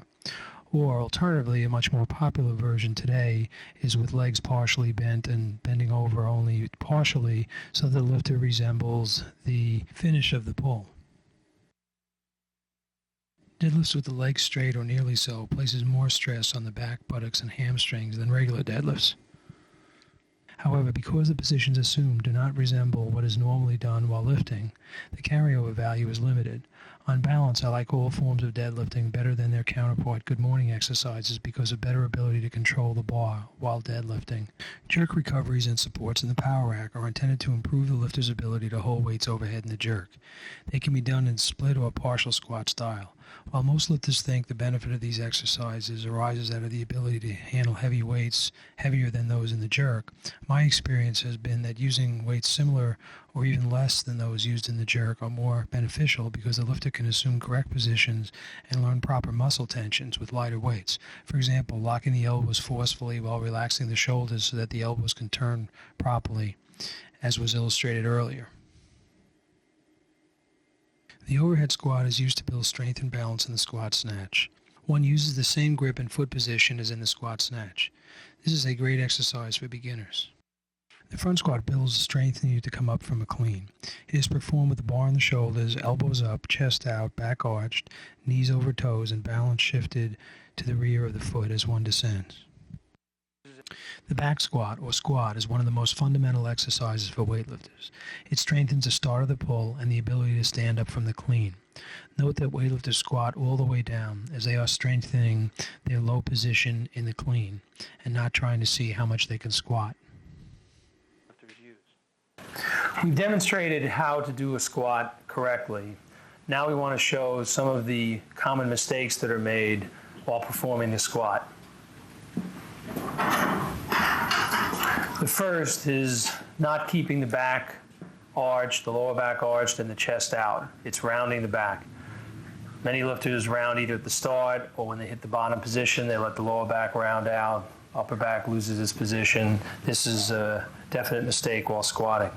Another problem is tilting the torso forward too much while squatting. Many lifters begin with the torso forward and carry it that way throughout the lift, use the back too much, use the hips too much, and not enough of the legs. The squat is a leg exercise. You want to keep the torso upright. Other lifters begin with the torso in good position, squat down with it in good position, but then when they come up and reach a sticking point, they let the back lean forward. And this is putting more stress on the back and less on the legs. Another thing that lifters do is time the squat improperly sometimes. The basic way to squat is to go down smoothly and come right back up, but without a bounce, just smoothly out of the bottom. Some lifters go down too slowly and come up too slowly.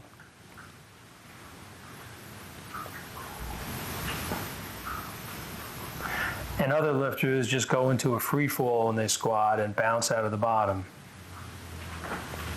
Now, while there may be times when you want to squat more quickly or more slowly for a training effect, the normal method of squatting was the one originally shown. Some lifters position the bar either too low on the back, well down the shoulders. It takes pressure off the legs somewhat when they squat, and you can squat more that way, but it's not the best position for training the legs. And other lifters let the bar roll up too high, so it's against the neck, putting unnecessary pressure on the neck. It should be on the trapezius muscles and on the top of the shoulders. That's the correct positioning of the bar. It's important when one does the squat to keep the knees over the toes so that the knees are operating in the manner of a hinge joint. Some lifters make the mistake of permitting the knees to travel inward when they squat, inside the toes, or to permit the knees to go outside the toes too much when they squat.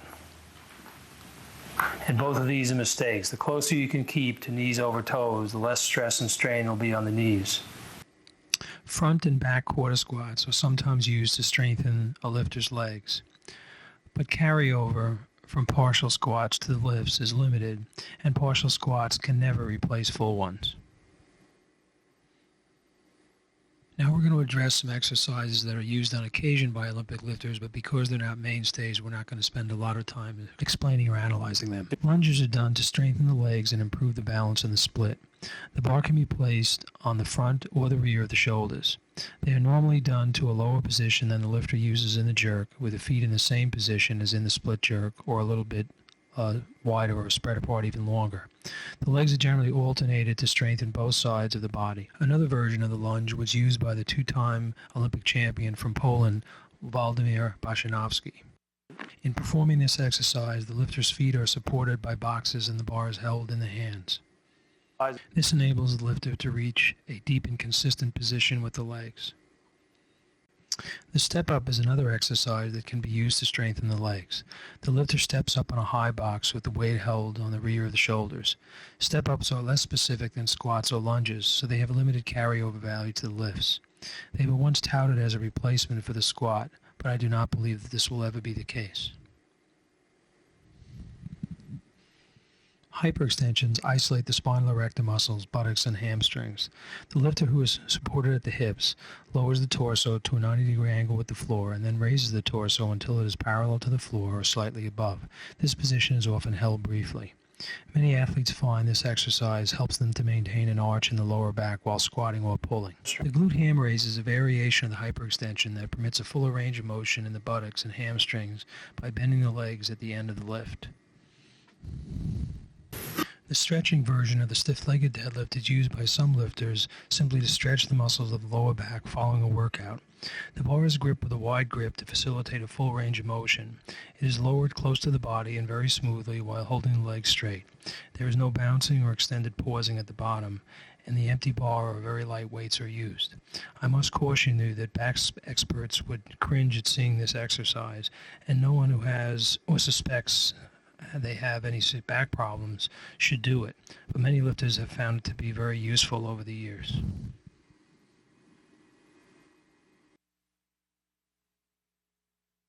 Various forms of pressing are used to strengthen the triceps and shoulders for the jerk and snatch.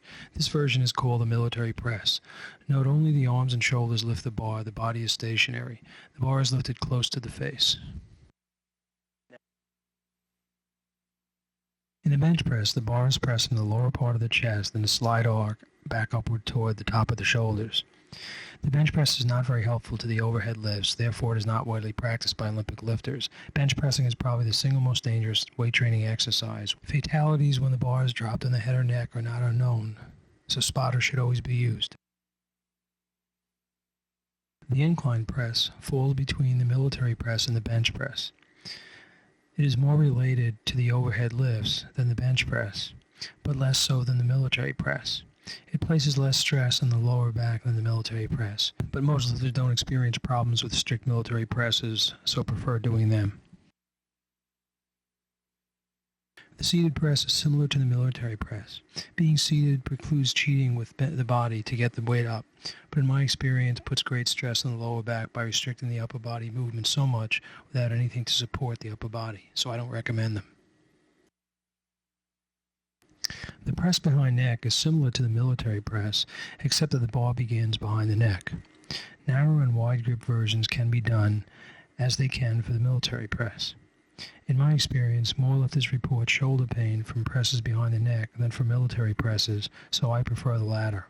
Whichever version you choose, pressing exercises are important to strengthen the shoulders for snatches and jerks, so I recommend that all lifters do them.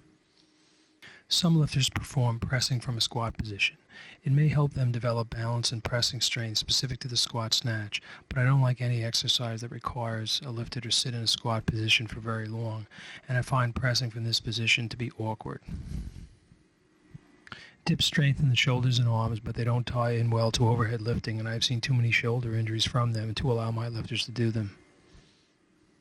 Shrugs are sometimes performed to strengthen the trapezius muscles. They have a limited carryover to lifting performance, but can be used by lifters with a leg or lower back problem to maintain pulling strength somewhat.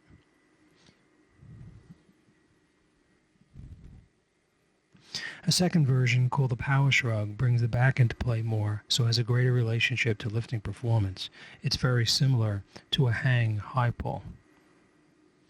The high shrug, named after the early American lifting star who invented it, can be used by an athlete who cannot hold the bar for some reason to develop the trapezius muscles. But it is certainly not a mainstream exercise for weightlifting training. The upright row is used by bodybuilders for shoulder and trapezius development, but it can be very stressful on the shoulders and does not simulate lifting in any meaningful way, so I do not recommend it for weightlifters. The bent over row is used by some lifters to improve their ability to get the chest out and keep the shoulders back, not up, while lifting. It may have some value for this purpose, but this style of bent over row places great stress on the lower back. The one-arm version of the bent over row is much safer for the back and much less subject to cheating than the standard version of the bent over row. A variation in which the elbow is held further out to the side than this lifter is showing is also popular.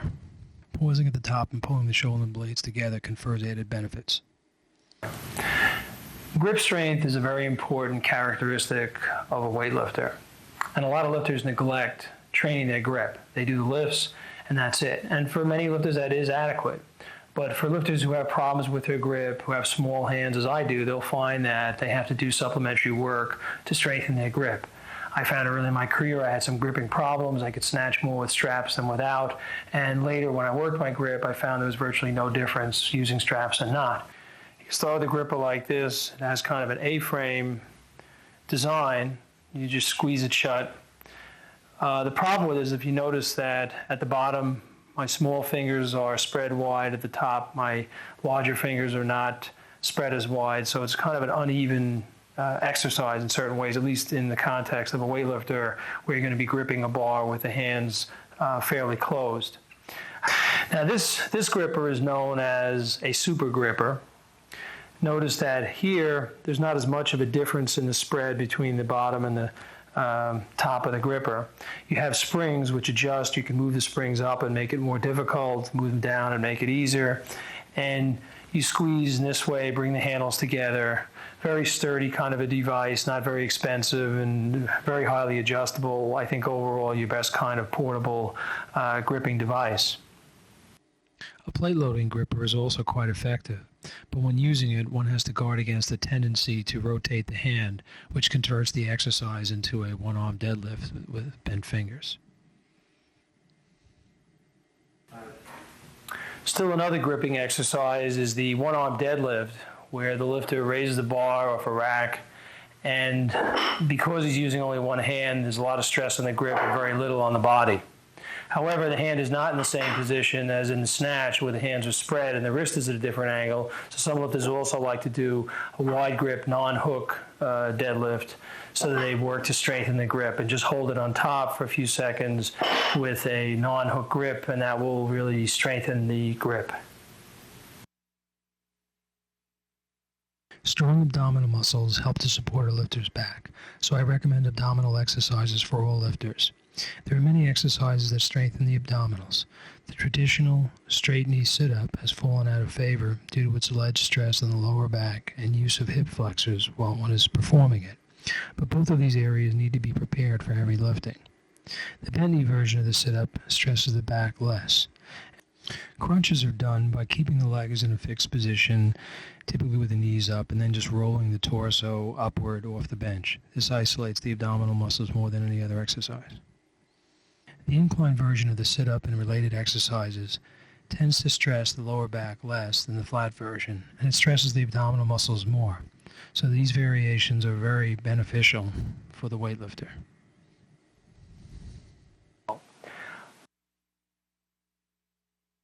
No amount of sit-ups will reduce the size of the waist, but when sit-ups and other abdominal exercises are done with resistance, they will build and strengthen the abdominal muscles. So I always recommend adding resistance gradually and keeping the reps to no more than 10, so that the lifter is actually developing strength in the abdominals, which is the objective of the exercise.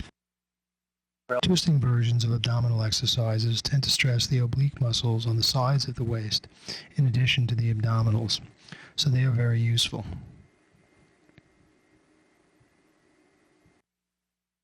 Leg raises tend to stress the muscles of the lower abdominals and the hip flexors more than sit-ups and crunches. Some find these movements stressful on the lower back. If so, an incline version with the head raised may be helpful and at the same time puts more stress on the abdominal muscles.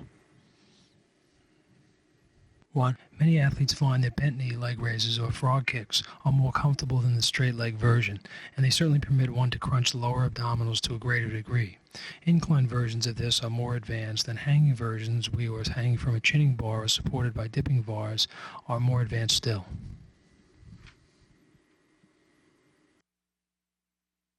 The V-up is a 2-for-1 exercise, combining the leg raise and the crunch. This is a very effective exercise, but it takes some practice to get used to the coordination of the movement and the balance involved. It's one of the most advanced abdominal exercises, and very. Side bends isolate the oblique muscles. They are often foolishly done with weights held in both hands at the same time. When this is done, the weights counterbalance each other, so you might as well have no weights at all. Holding the weight in one hand works the oblique on the opposite side of the body, as is shown here.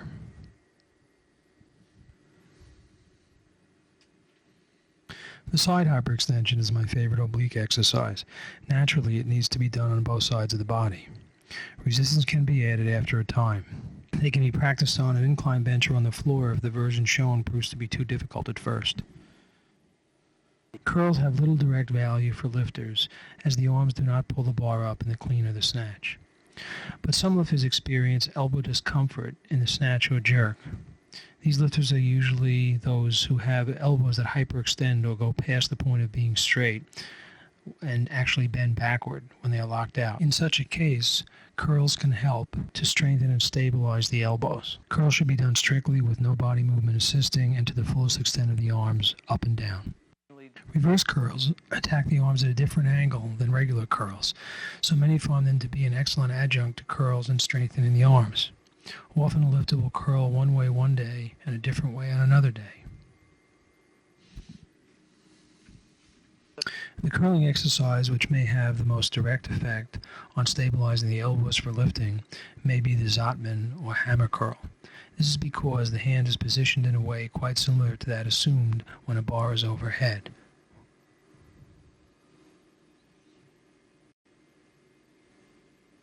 Plyometrics, or exercising by contracting a muscle eccentrically and then concentrically in rapid succession, have gained popularity in recent years. Perhaps the most popular version of plyometrics is the depth jump, which you're illustrating here.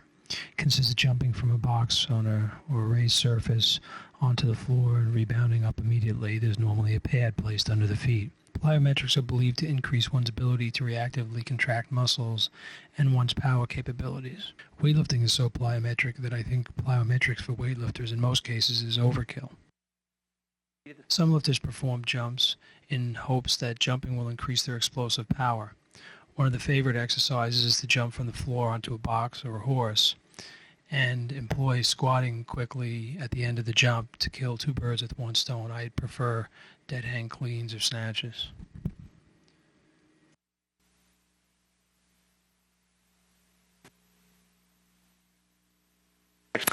Okay, there are several training methods that athletes can use to improve their flexibility. The first method is called ballistic stretching, in which the athlete bounces into a stretch position. Now, most people advise that this not be done because the bouncing kind of a motion could conceivably cause the athlete to pull a muscle or to strain a tendon or a ligament through the bouncing motion. The most popular type of stretching exercise or method of stretching, and the one that's most often recommended, is the static stretch, in which the athlete stretches as far as they're able to go comfortably, holds that position for anywhere from 15 seconds to as long as a minute, and just stretches gently the area they want to stretch. Considered a very safe way of doing stretching. Now, another way to perform the stretching motion, and one that's become very popular in recent years and seems to help an athlete improve their flexibility more rapidly than some of the other methods, is called PNF, or proprioceptive neuromuscular facilitation. And that method consists of someone assisting the person doing the exercise, and actually the athlete stretches to a position, then pushes back against the person who's assisting them to fatigue the muscles that are being stretched. And then, after about 6 seconds, relaxes, and they go a little bit further. Then they push back again, another few seconds, relax, and they'll go a little further. And you'll find that each time you do that exercise, you're able to go a little bit further, and normally it's done several times. And at the end of that movement, the athlete will be going further than they were at the beginning. That backward push, or the push against the resistance in the opposite direction, fatigues the muscles and enables them to relax further. The last method is called active isolated stretching. It's where a person is assisted by someone else, and to take the same exercise, I would push Pete forward to a position, hold it for a couple of seconds, then let him come back and relax, then push forward again, hold it for another couple of seconds, let him come back, and each time strive for a little more range of motion. This is actually my personal favorite. I think that it brings together some of the best features of the different exercises. It's a little more involved, it's a little more active, it involves more motion than the static stretching. So I think it replicates some of the activities that athletes actually do when they're lifting weights or performing athletic events. I find it to be in some ways less stressful than static. Also, because static can go on the ligaments after a while if you hit a bad position and stretch the ligaments out. So I found that some people actually find they're irritated doing the static. The active isolated, you're only in the stretch position for a couple of seconds, you come back, and then you return again to that stretch position. So it can be very effective and a very reasonable way to do the stretching motion. It should be noted that stretching, although a lot of people perform stretching before a workout, there is a lot of evidence that suggests now that you should be warmed up thoroughly before you begin stretching. Your body temperature should be elevated. You should not come into the gym and do the very first thing in the workout as a stretching routine. You should do that later. And if you want to improve your flexibility and really train your flexibility, it's probably ideal to do your flexibility training at the end of your workout when you're fully warmed up, and that's the time to really be intensive about the stretching. So that's something that somebody should bear in mind as they're designing their stretching program, planning when they're going to do it. Another thing to consider is specificity of stretching. You can get great at a certain position, practice a certain exercise that somebody else, so someone suggests that you do, and you end up in a situation where you get really good at that exercise, but it may not carry over to the area that you're really trying to improve in terms of flexibility. So it's useful to test a certain exercise by performing it a little bit, using it to stretch out in a certain way, and then see whether the actual application of that new flexibility that you've gotten is helping you in the motion you're training for. So for example, if we're saying, well, the theory of the exercise we just had Pete doing is to stretch the hamstring so that he can keep his back flatter when he's starting a lift off the floor. Well, if he's practiced that for a while and he notices it isn't helping his position off the floor, then it's not specific enough to what he needs to accomplish. He needs to come up with a different exercise. So it's important to test those out and see what you're carrying over. I've seen people do full splits and all kinds of fantastic flexibility exercises, and yet they're not loose in the areas they need to be loose in order to do heavy lifting. At this point, we're ready to demonstrate some of the exercises that lifters use to stretch the body in the areas that are very related to weightlifting. One of those exercises is called a dislocate. You take a stick, a broomstick, keeping the arm straight, you rotate the bar back and forth, forward to back, and then back again, so that you stretch out the shoulders. This is very good for warming the shoulders up and getting the shoulders ready to do snatches in particular, because that's the kind of grip that athletes are using. If you want to make the exercise more difficult, you move the grip a little bit closer, and that makes it a little more of a test on the shoulders. But the important thing is keeping the arms locked. Some people do the exercise, bend the arms, and there's really not much benefit that comes out of doing that. It's very important for a lifter to have adequate flexibility in the Achilles tendon, and one of the best exercises for developing such flexibility is stretching against an upright, like a rack. You put the toe as high on the upright as you possibly can, move the heel in as close as you can, and then simply bend the knee, flex the knee, and try to push the knee toward the support. And if you do this properly, you will feel it in the back, in this area, back of the ankle and the Achilles tendon area. You do the exercise in the same fashion as we've demonstrated before, whether it's static or it's an AI method. But the idea is if you're not getting enough stretch in the Achilles tendon, if you're not feeling it there, then you need to make sure the toe is high enough on the support. Some people try to do it down here, and they're not going to get a very good stretch. Get the toe way up there, heel close as you can, and bend the knee, push in toward the rack, and you should feel a stretch in the Achilles tendon. Another exercise that lifters find very useful is the quad stretching exercise. Here the athlete grabs the foot or ankle with their hand and they pull up and back somewhat on the foot. That stretches the quad area and is very effective in helping athletes achieve better bottom positions, squat positions when they're lifting. Now we're going to demonstrate a very good exercise for improving the flexibility of the wrists and elbows, that the lifter can comfortably rack the bar either in a power clean position or in the full low squat position. We place the bar on a rack. The bar is supported by pins beneath it, and we put pins above it to resist the upward pressure of the bar that's going to occur during the exercise, or we can load the bar up with weights. It works either way. The lifter goes under the bar, full hand on the bar if possible, lifts the bar against the upper pins, and you push up on the lifter's elbows. And hold that position for several seconds, then down, and you can repeat.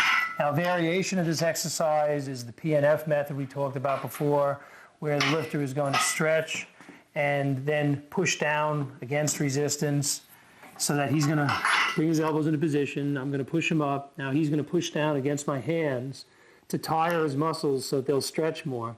Then he relaxes, and we're able to get the elbows somewhat higher.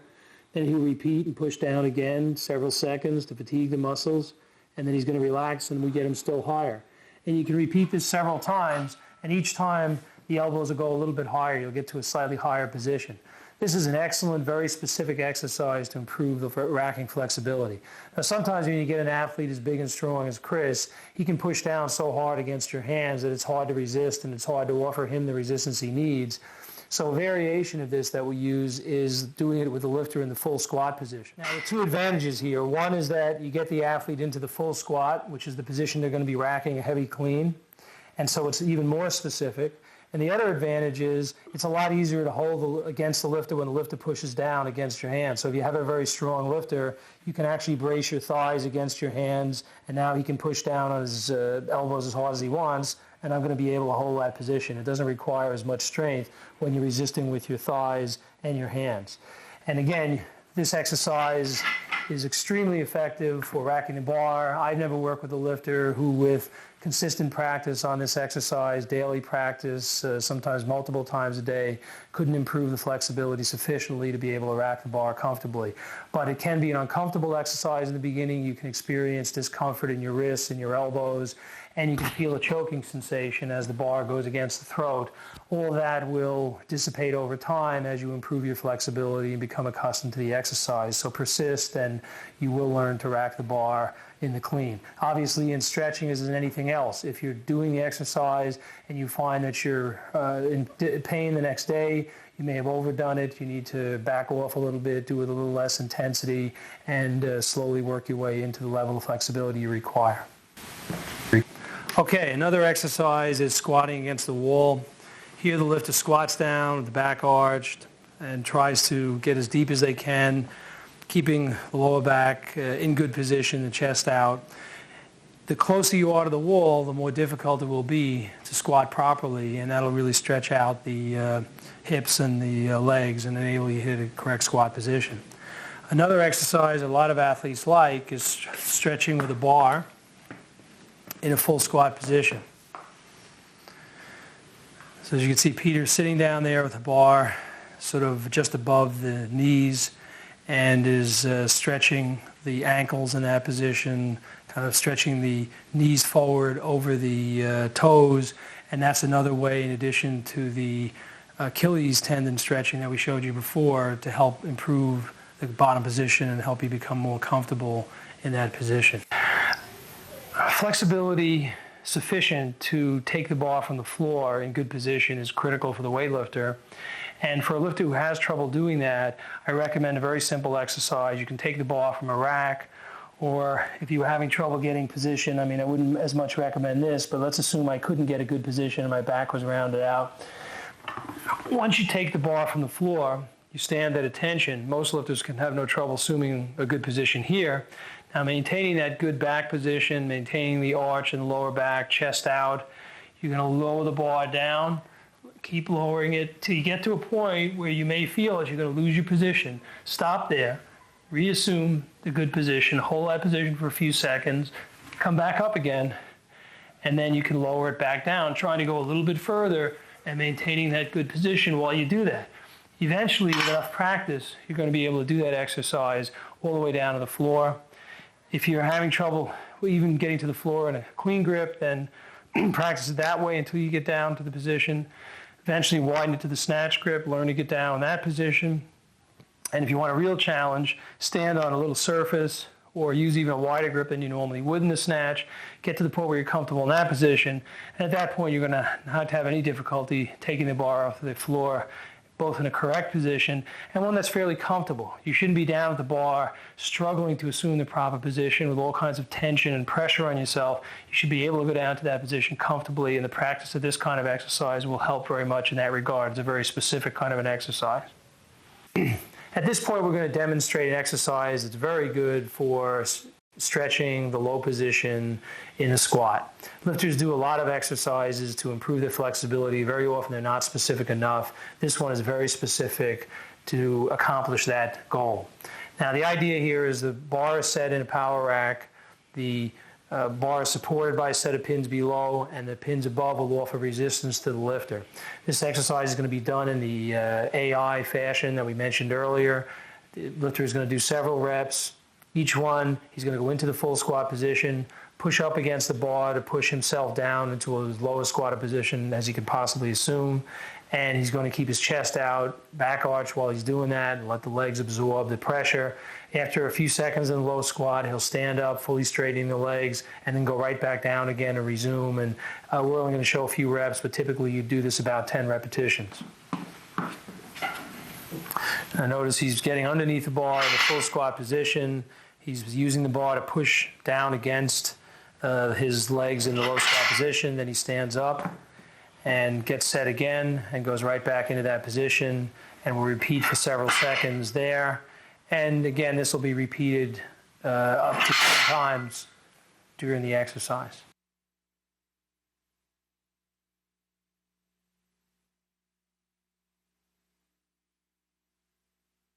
Before a lifter can begin training on technique and learning to do the Olympic lifts, we have to be sure that they have adequate flexibility to start their practice. One of the positions it's important to be able to assume is lifting the bar from the floor. So if a lifter can assume a position with a wide grip like this, with the back arched and the chest out, in correct position, then they're ready to start practicing from the floor. They're capable of doing that.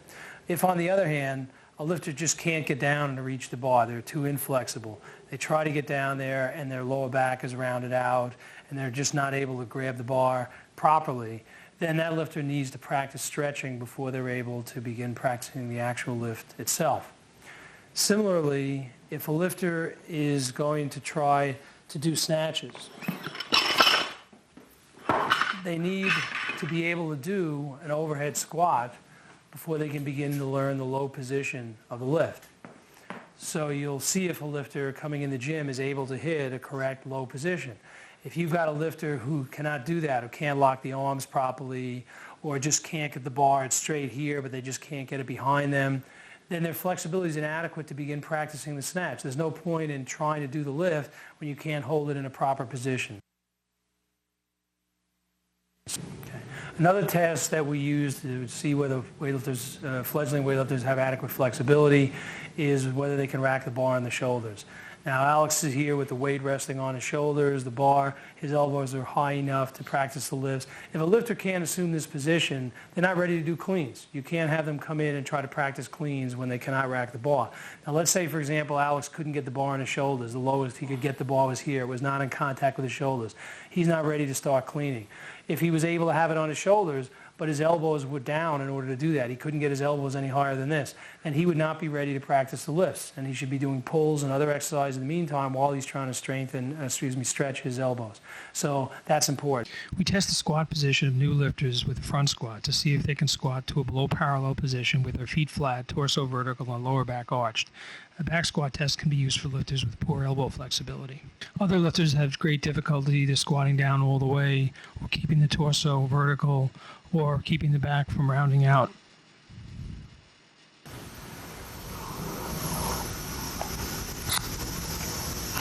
And in that event, we'll suggest that the lifter elevate the heels on anything ranging from a 2x4 to plates like the one shown here.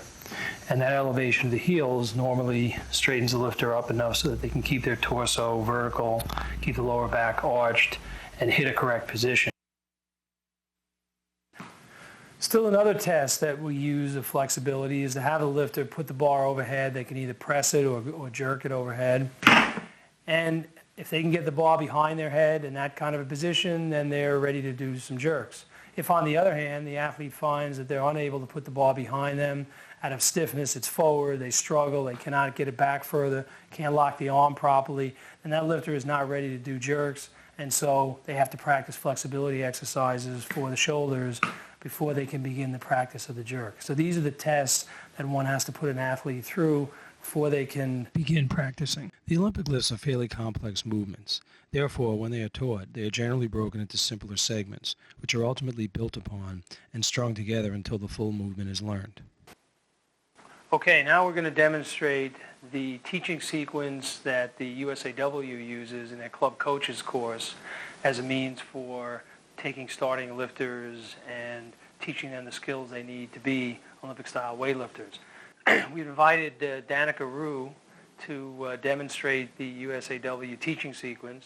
She is a 5-time junior national champion of the United States, and last year placed 6th in the Junior World Championships. We expect her to do even better this year. She's part of a family of weightlifters who are virtually dominating the sport at this point. Her mother is National Masters champion. We'll be seeing her a little bit later. And her brother recently made the Junior World team with Danica, became the first brother and sister ever to make the Junior World team for the United States.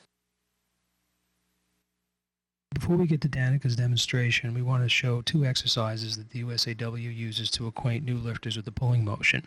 The first is referred to as the back management exercise. It's designed to teach the lifter to keep the chest out, back arched, and locked when leaning forward to do the pull. The next exercise is jumping with the bar. While this can teach the explosion, it can also teach some lifters to go too much up on their toes and to jump high in the air, which is inappropriate. Once these movements are performed correctly, the lifter is taught the clean. In the USAW clean teaching sequence, they start with power clean from mid-thigh. Okay. Then they move to power clean from mid-knee level. Then to power clean from shin level, mid-shins. And finally to power clean from the floor. We are showing these exercises in rapid succession, but each must be mastered before the next is begun, a process which can take several weeks overall. While the lifter is learning the clean, he or she is strengthening the arms and shoulders with pressing exercises. The pressing sequence begins with the clean grip and over a period of weeks moves on to the snatch grip, which prepares the lifter for learning the snatch. While the cleaning and the pressing sequences are being performed, the lifter learns to squat, beginning with the front squat. Once the front squat has been learned, the lifter moves on to the back squat. Once the lifter is well along in the clean sequence, though not necessarily at its end, he or she begins to learn the snatch sequence. The snatch sequence begins with the power snatch from mid-thigh, a position with the bar slightly higher than what is shown here. It then moves on to the power snatch from knee level, and then to the power snatch from shin level.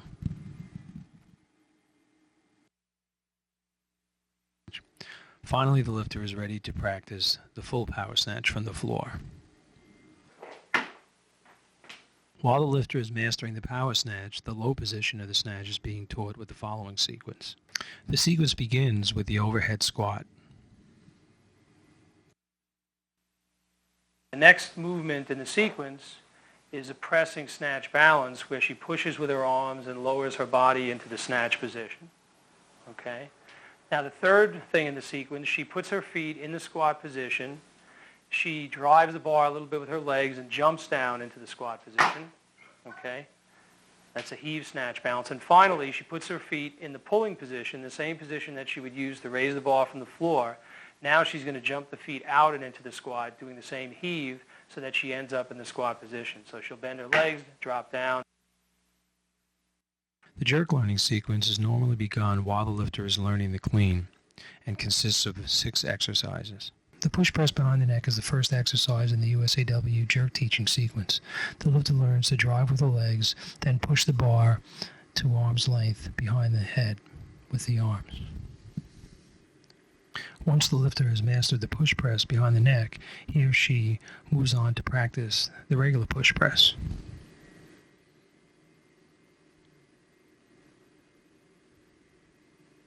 After the lifter has mastered the push press, he or she moves on to practice the power jerk behind the neck. The regular power jerk is taught next. At this point, the lifter is taught the footwork of the split jerk. He or she practices jumping down into the split position with no weight, so the complete focus is on foot movement and not on lifting the bar. Once this is learned, they teach the split jerk and ultimately the clean and jerk together. Another teaching sequence that we're going to take a look at is the one that's been developed or recommended by Medvedev of the Soviet Union and is widely practiced there. Using that approach, they begin by teaching the snatch, and they begin with the power snatch. They move to the squat snatch. Then they teach the jerk. Then they teach the power clean and the squat clean. So the sequence is different from the USAW, where they begin with the clean and end with a snatch. And the arguments that the Soviets make for starting with the snatch is that it's a more delicate movement, and they think that ought to be perfected before you move on to the clean. Demonstrating Medvedev's snatch sequence, we have Susan McCloskey, National Masters champion and record holder. The sequence begins with the power snatch from above the knee. Then they go below the knee, and they teach that position, okay? And they have the lifters working on that. Now, they move from the power snatch from above the knee and the power snatch below the knee into a deadlift to the knee. So they practice lifting the bar from the floor to knee level, okay? And the principle here is that you've learned the top approach first. Now you're learning from the floor to the knee. Eventually you're going to weave these two lifts together, or these two approaches together, so that you're doing the snatch pull. So she would do a smooth the deadlift right into the rest of the lift. So she's doing essentially the first 4 stages of the lift by doing that snatch pull. And then once she's got the snatch pull mastered, she moves on to the full power snatch from the floor. Okay? And once she's learned the power snatch in a full sense, she moves on to doing the power snatch and combining it with an overhead squat. So now she's continuing to practice the pull, essentially the first few stages of the pull. She has it overhead, and then she goes into a full squat position. And this is preparing her to be able to do the full squat snatch. Now, once a lifter has become comfortable doing power snatch and overhead squat, they move into the last piece of the sequence, which is the full squat snatch. So she'll now put it all together and do the full squat snatch. Okay. So now we're going to have Susan demonstrate the clean sequence. Once the lifter has learned to do the snatch sequence, they would learn to do the clean, which is the same general approach. First, it's power clean from above the knee. Okay, then power clean from below the knee. Then it is deadlift from the floor to the knee. So the lifter is learning the first part of the lift when it starts off the floor. And then once the lifter has learned to do the lift from the floor into the deadlift position, they're moving into the full pull from the floor.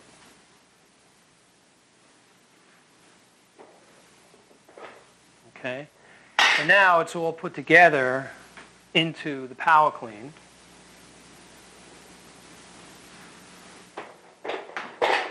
Okay. And once the lifter has learned to do the power clean, they move on to the power clean with a front squat.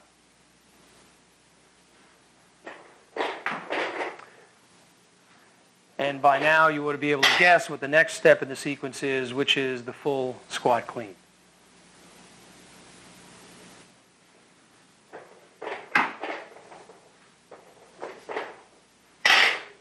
Okay, now we're going to give Susan a break here, and I'll talk a little bit about the jerk sequence that the Russians use in their teaching.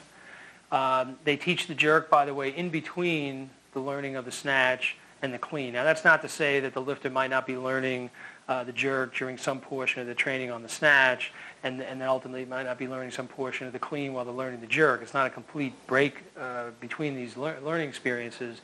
But the idea is to give the lifter the snatch to focus on initially, then move to learning the jerk, and then ultimately work on learning the clean and perfecting the clean. Now in the jerk, the lifter learns the front squat, which you've already seen demonstrated as the first exercise, because they want the lifter to be comfortable with the weight on the shoulders, bending the legs at various angles with the weight on the shoulders. And once the lifter has learned to do that, they progress into the power jerk and then the full split jerk. And you've already seen demonstrated on this video the power jerk and the full split jerk, so we're not going to go on and demonstrate that again. Now, the clean is learned before the way the sequences interlock is the clean is learned before the full squat snatch. So as the lifter is moving through the snatch sequence, then the lifter is learning to do the clean sequence, and before they're even finished with that, they're learning to do the cleans. And then once the lifter has mastered the clean, the full squat clean, and the jerk, the clean and jerk is put together. Bulgarians use a very different approach from the others we've seen in the sequence thus far. They teach lifters the full back squat first. They believe that the squat position is the fundamental position of weightlifting, and the way to learn that is to learn to do the full squat. They then move from the back squat to the front squat, and at the same time they're teaching their lifters to do a clean pull, a full clean pull from the floor. So the concept that the Bulgarians use is teach the bottom position, teach the athlete to be comfortable in the full squat. At the same time, teach the full pulling motion. Don't break it into sequences. Teach it in one fell swoop. And then once the athlete has mastered the pulling motion, has learned to do high pulls very correctly, and is comfortable in the squat position, they move immediately into the full squat clean. And they just teach the lifter to clean. And their theory is that if you've learned to pull and you've learned to front squat, then you shouldn't have a problem learning to do the full squat clean. And they find that to be a very natural progression. As far as the snatch goes, they teach the snatch pull in the same way they do the clean pull. And they teach the snatch, again, following the clean. Then they teach the overhead squat. And once they've got both the snatch pull and the overhead squat done, they teach the power snatch. And then finally teaching the athlete to gradually lower the body into the full squat position. So they emphasize timing, they emphasize proper motion, but they string all of the sequences together, and it's a very holistic kind of approach. The advantage is you don't have to go and string the pieces together. When you learn to do up from above the knee, then you move below the knee, then you move to the floor. Sometimes there are problems in the transition. It takes some time to adjust to that change. And with the Bulgarian approach, it may be a little tougher to learn that pull at first, but once you learn it, you've learned the full pulling sequence, and you don't have to go ahead and try to string it together. I found that system to be very effective in teaching beginners, most often more effective than most of the other approaches as far as the snatch and clean goes. But there is no one approach that's good for everybody. We'll now present an approach outlined in a book published by the IWF called Weightlifting Fitness for All Sports. This method was reportedly used in Romania. The lifter begins by learning the first stage of the pull, which really means just going up to the bar, getting positioned as if they're going to lift it from the floor. It's what we referred to earlier in the six-stage learning sequence as just the starting position. He's getting himself positioned, set, get his back in position, his legs, and so on. That's the first part. And they practice that for a while to get the lifter to learn and feel comfortable with that position. Then they move on to sort of a deadlift exercise. The lifter just lifts the bar up to about that kind of a position to learn how to remove the bar from the floor while maintaining the proper position, how to use the legs first and then the back, the proper sequence of the muscle groups in lifting the bar from the floor. So the lifter is getting comfortable with that motion. So you notice that in contrast to the Soviet and to the approaches used by the USAW, this approach starts from the floor and then moves further along. Now the third step is for the athlete to learn the explosion phase, where they're lifting from the explosive position above the knee and snapping. And they teach the lifter stands on a force plate or another device to measure the forces they're exerting against the platform. And little by little, the lifter learns what the most efficient explosion position is, how to make an explosive movement, how to be efficient in that motion. And once the lifter has learned that explosion phase, they move on to learning to pull below the knee. They learn to do that pulling motion. After the lifter does the pull from below the knee, he or she moves on to the power snatch from below the knee, then on to the full power snatch, an overhead squat, a drop snatch, and then the full squat snatch.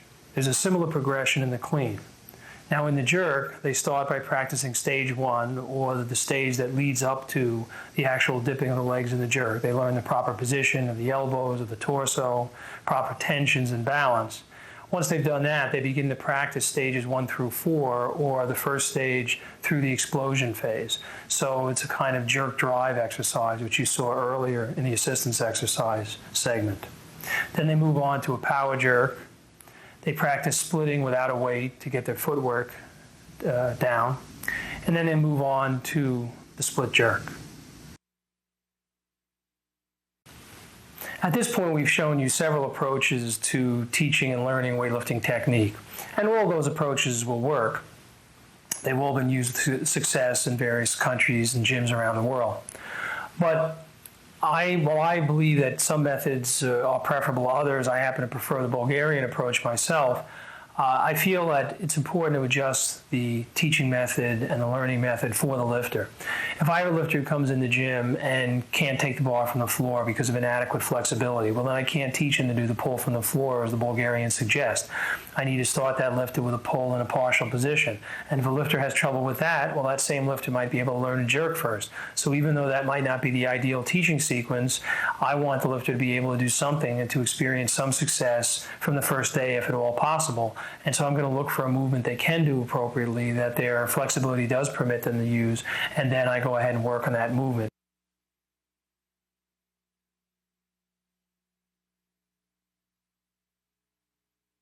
When you're teaching a new lifter technique, the key sequence to follow is to model that technique, in some cases to guide the lifter through the technique, for example, with a hand on the lower back and the shoulders to teach positioning of the shoulders over the bar, and then to give the lifter feedback. And feedback is very helpful when it's given both on the nature of the error and the magnitude of the error. The bar is forward by an inch rather than the bar is forward. When you repeat that cycle over and over, modeling or demonstrating, in some occasions guiding, but often that's not necessary, and then providing feedback once the lifter has tried it, that will guide the lifter toward proper technique as quickly as it's humanly possible to do so. In weightlifting, there are 5 basic kinds of technical mistakes: errors in Positioning. effort, tension, timing, and balance. Now, balance is really a derivative of poor positioning, so it's not a fundamental error. Errors in positioning are things like assuming a poor posture. We've demonstrated good posture throughout this video. Taking it off the floor, for example, with the back rounded or that sort of thing. The other major error would be positioning in relation to the bar. Not having the bar toward the rear of the head when it's overhead, or when one is pulling, when it hits the position where the bar is at the knees, the shoulder should be well forward of the bar, and that could be an error in positioning. Errors in positioning cause many other errors. Errors in effort would be things like failing to give tremendous effort during the explosion phase of the pull, or when coming out of a heavy squat clean. Tension errors would be errors in either tensing muscles that don't need to be tense, for example, the arms, which would cause arm bend, or failing to have tension in areas where one needs it, for example, the lower back, which has to be tight and rigid throughout the lift. Errors in timing primarily occur in the explosion phase, where we've demonstrated before in this video, a lifter stays too long in the exploded position, doesn't move under the bar quickly enough, doesn't have that rapid transition. That would be an error in timing. In order to correct errors, you should follow a logical sequence. First, correcting errors that endanger a lifter's safety: failure to lock the arms, failure to keep the elbows up in the clean. Then go for severity, the degree to which the error deviates from the model that you're teaching of technique. That tells you that you've got to work on that one next. And then also there's the sort of fundamentality, or the idea that if an error precedes another error and causes that other error, then you better start with the error that came first. So the sequence is important, and those are the main rules to follow in deciding what to try to correct first.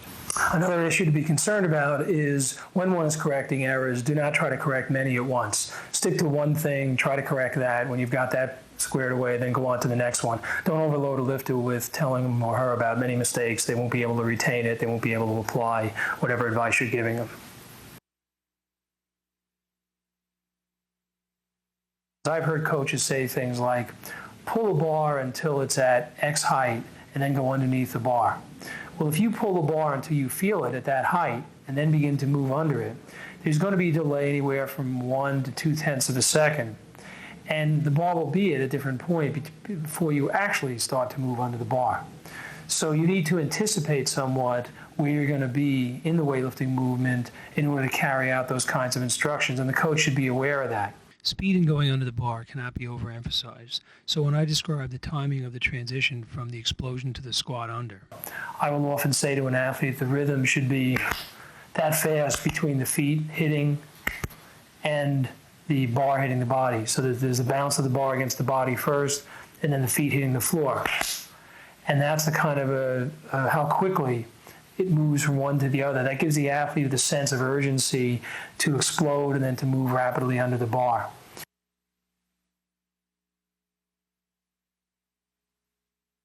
The selection of appropriate weights and repetitions in learning weightlifting technique is very important. A lifter should begin with a stick or an empty bar to get the idea of the movement. Eventually, you add enough weight so that the athlete can feel some resistance and feel the timing as the body moves with the bar. You want enough weight so that the bar simply doesn't fly around. Sometimes when an athlete is using a stick or a very light bar, they exert some effort and the bar flies away from the body. It goes up so easily, there's no feel for what a weight and what a resistance is like. So you need to eventually add some weight to the bar. But it should be done very gradually, and you should back off immediately if there's any indication that speed or fluidity of movement are being sacrificed. No one ever learns the proper technique of weightlifting with heavy weights. No one ever has, no one ever will. You must begin with light weights and progress gradually. And as a matter of fact, it's been demonstrated by some research done in Eastern Europe that beginners not only improve their technique more quickly when they use light weights, but they actually get stronger faster when they train with light weights at the beginning of their career. It isn't until later they need to lift heavier ones. You should begin with reps in the 5 to 8 range when you're using a stick or a bar so that you have a lot of opportunity to get an idea of the movement. You drop to 3 to 6 reps when you start to put some weight on the bar and you want to begin to get a sense of the timing and proper movement. Eventually, you'll graduate to where you're doing 1 to 2 reps with heavy loads to gain the split-second precision you need in weightlifting technique and to prepare for competition. It should be noted that the more complex the exercise, the fewer the repetitions you can do. For example, the clean and jerk, which is really 2 exercises combined into one, an athlete would never do something like 5 repetitions, but rather would do 1 or 2 or maybe 3 at the most, or would do a single clean followed by some repetition jerks. You simply get too fatigued if you do clean and jerks together for high repetitions. You should pause somewhat between reps when you're learning, for at least a second anyway, so that your body can process what has happened in the previous rep. If you simply go from one rep to another with no hesitation, it'll all be a blur to your conscious and subconscious minds and you won't learn as quickly. So you should have some spread between the reps, but not more than a few seconds at most. Now, the coach should be watching for the athlete showing signs of thinking or worrying about the weight and changing technique, for signs of fatigue. If that begins to happen, then it's simply too heavy for the athlete at that point in time, and any drop in speed or precision shows that the weight should be reduced. Most lifters drop the bar after lifting it, a procedure which we'll demonstrate shortly.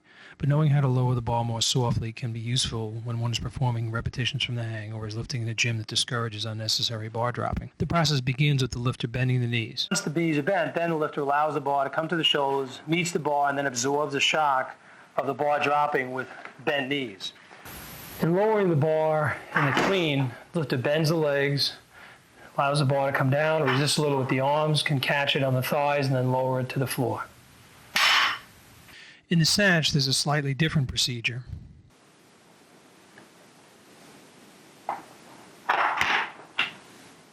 Here the lifter lowers the bar, bends the legs a little bit to lower the bar, then allows the bar to come down, resists a little with the arms as it falls, and then catches on the thighs, and then lowers it to the platform to finish the lift.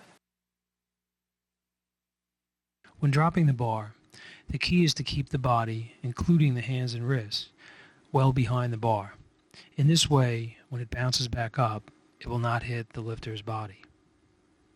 When lifting for the blocks, lifters generally lower the bar onto the blocks after each rep, or step well back from the blocks and drop the bar normally, making sure that the bar does not contact the blocks. This is by far the preferred method, but there is another approach. When you're using a block, you don't want to drop the bar on the block, particularly on the corner, because then it can fly out of control, bounce back, and hit the lifter.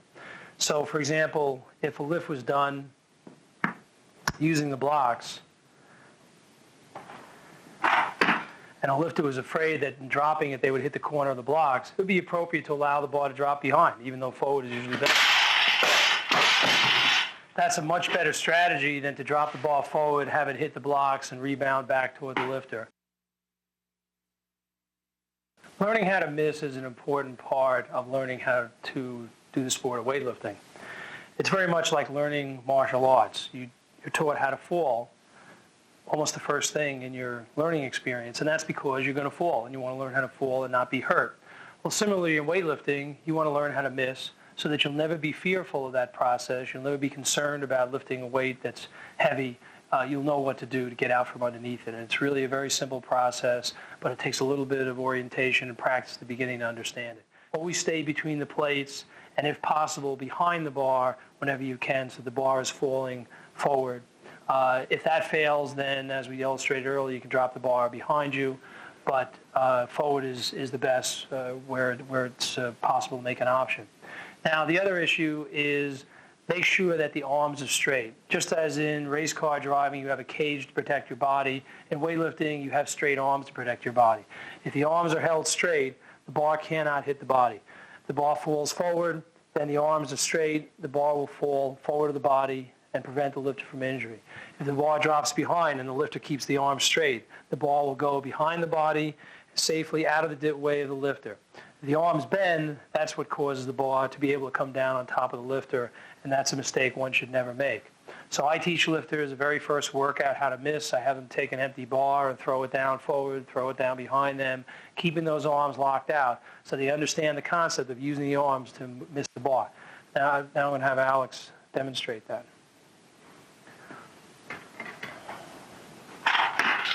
Notice how he pushes the bar out from himself, and he pushes himself back using the arms. As long as the arms are straight and between you and the bar to miss. If the balance is shifted behind and the lifter feels they can't keep the bar from dropping behind, again, you maintain straight arms, and you push the bar behind, let the body jump forward, and again, the bar will not hit you because the arms are protecting the body. The minute you let the arms break, that's when you get it. It's important to know how to miss a clean as well as how to miss a snatch or a jerk. And the basic principle is the same. You use your arms to push yourself away from the bar, but in this case, you don't start with the arms straight. You're starting with the bar on your shoulders. But should you clean the bar, and then you can lose your balance, and you're not able to hold it, you push yourself back out of the way and push the bar forward. Again, it's straightening the arms, it's pushing the arms, which is accomplishing two things. It's pushing the bar away from you, and it's pushing you away from the bar. Missing a jerk safely necessitates a modified strategy due to the split position. The lifter must push backward with the arms if you miss it behind you, but to make sure the foot comes out of the way and you step forward when you drop it behind you in the jerk. Okay. When missing a jerk forward, one pushes out with the arms and steps back with the front leg to pull it out of the way of the dropping bar. Okay.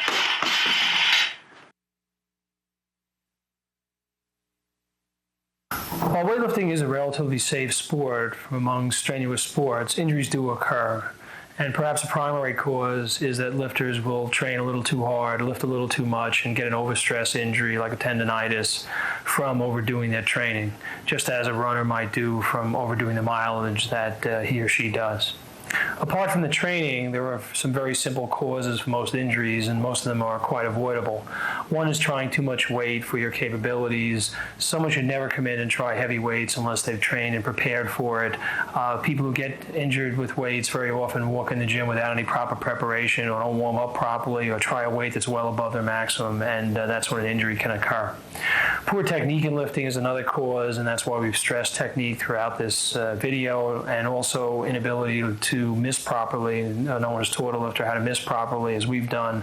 That can be a cause for an injury. Unsafe use of equipment, using it improperly, or using equipment that's worn. Less than full concentration while one is lifting, a very important reason for an injury. A lifter will come in, be fooling around, talking to somebody else, not paying attention to what they're doing, and that's when the majority of your injuries occur. You should make up your mind early in your career that when you touch a barbell, you give it 100% concentration. You concentrate on absolutely nothing else for the duration of your lift until the bar is back safely on the floor, and you will avoid a great many injuries that might otherwise occur. Another problem is lifting while fatigued. If you're tired, either from the prior workout or from the work you've been doing a certain day, and your technique is deteriorating, you're finding that your timing and your speed are not what they were, then you should discontinue that exercise. And if you have overall fatigue, then just discontinue the workout. There's no point in training when one is overly fatigued. And finally, fighting a mispositioned lift. When you've lifted a bar overhead, your arms begin to break and you can't support the bar overhead. As soon as that occurs, push out on the arms and get rid of the bar, just as we showed before in terms of missing a bar. Similarly, when the weight is on the shoulders, if it's below a certain point, you don't have your elbows up, it's down here, push away and jump out from under. We taught you how to miss. Use that and do not attempt to fight a weight when it's out of position, when you've lost your balance, or when the arms have bent at all. We've covered a great deal of material in this section of the video about how to learn and teach proper technique. Now it's your job to get in the gym and coach or practice until you've mastered weightlifting technique.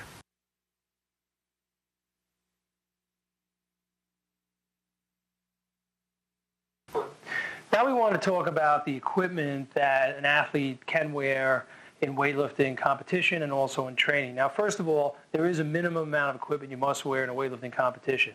You must have a lifting suit similar to this, a one-piece lifting suit, that's an absolute minimum, and you must wear shoes. You're not allowed to lift barefoot. That would be a big mistake anyway, but it's not permitted.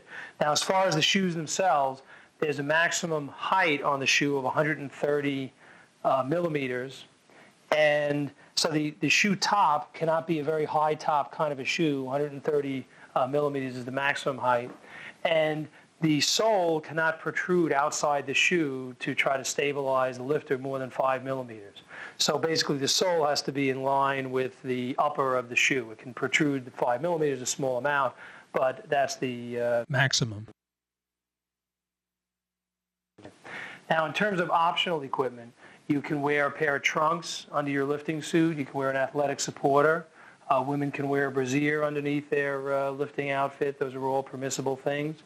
When it comes to socks, the weightlifter is permitted to wear socks that extend as high as the bottom of any knee wrap that they wear. There must be a skin space between the two. So you can wear considerably higher socks than Dan has here. And some athletes do that to protect the shins. So when the bar rubs against the body, the sock protects the shins a little bit. You can wear a t-shirt, but the t-shirt cannot have anything that goes beyond the upper arm. It cannot extend to the elbow. You cannot have a shirt and a collar like the one I'm wearing here. That would not be permitted in weightlifting competition. It must be a normal round neck or V-neck kind of a t-shirt in order to be eligible for weightlifting competition. Most lifters, when they're using a hook grip, wrap the thumb in this way. They start the tape. Some lifters will go in a continuous motion around the thumb and then tear it. I don't like that because the tape tends to bunch up and it's hard to layer it just the right way. So another way that can be used is to do two single layers or two single strips of tape. Wrap it around the thumb in this way, leave about an inch, and then tear it at that point, and then finish the tape on the first joint of the thumb. Take another layer of tape, overlap just slightly the first layer so there's no bare skin. Again, about an inch, tear, and wrap it around the rest of the thumb, and now you have the thumb well wrapped. Lifters will, when they don't care for the calluses on their hands by keeping them pared down, will tear the calluses. And typically that occurs at the base of one of the fingers. So let's assume that it occurred at the base of my second finger, or my fourth finger. You would take a length of tape longer than, or double the length of your hand, a little more than double the length of your hand. You take the center of this tape, tear it, make a little bit of a hole. You put your finger through that hole.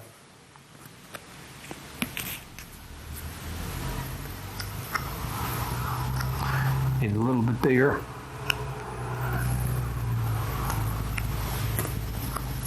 Work it all the way down.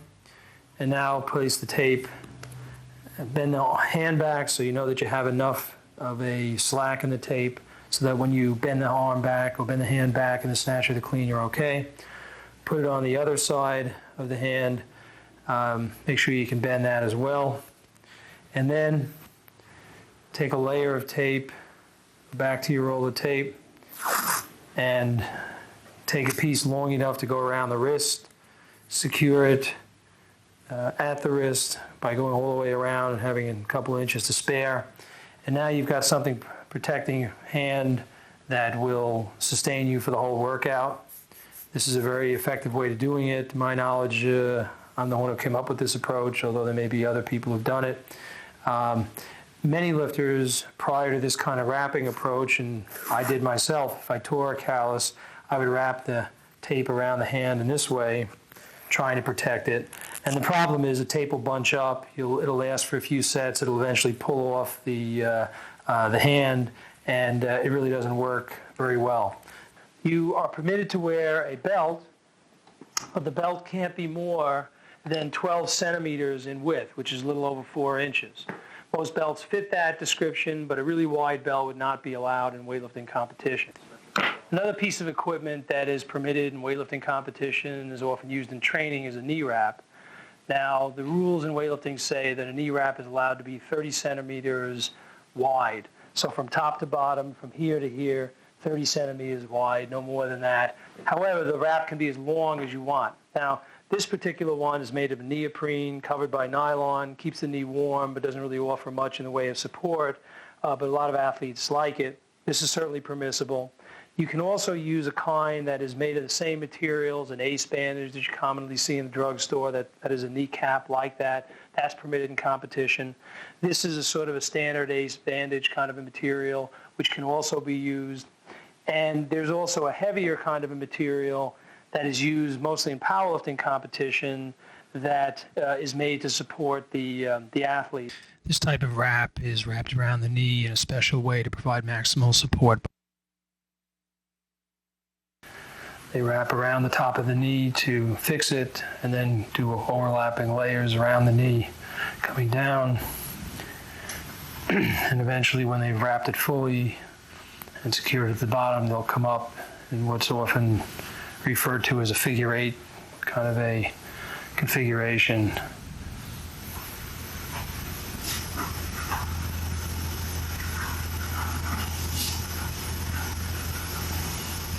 This provides significant support for the knee and adds a lot of pounds to the squat.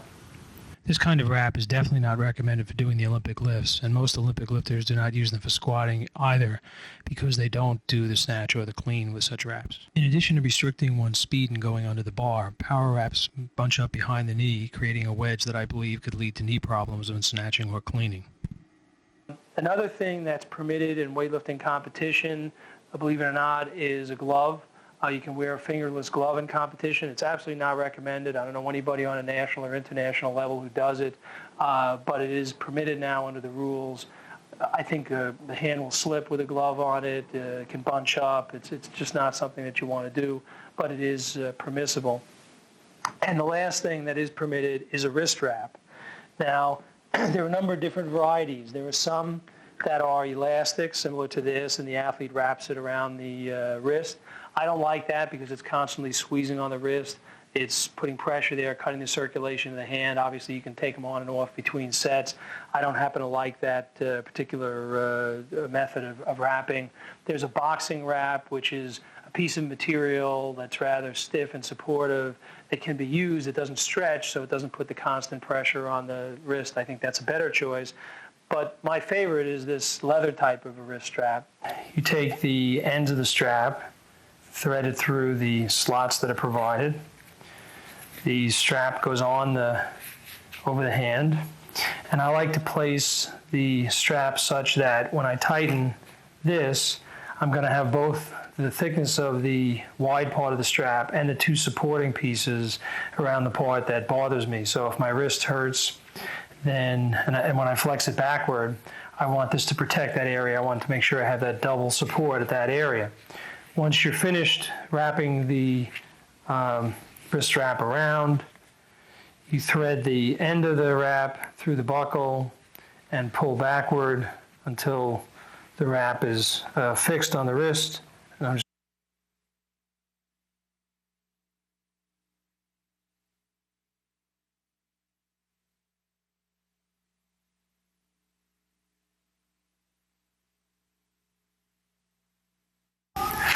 But in this kind of a position, this gives tremendous support to the wrist. It's very, very strong. I can easily undo this between sets. So I've got circulation freely going in the hand. I always recommend that lifters wear a t-shirt and sweatpants when they work out.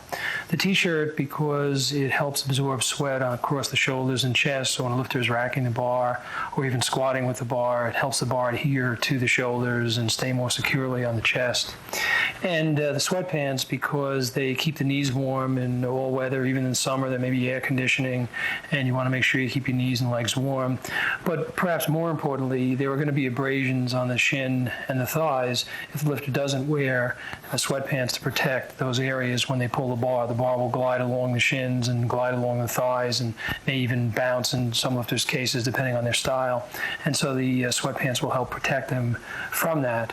And so I strongly recommend they wear this. And on the t-shirt, I recommend a cotton t-shirt because the bar will adhere to it better than when you have a polyester, which tends to be a little slippery and it can make the weight slide off the shoulders. Straps can be a very helpful training aid to lifters.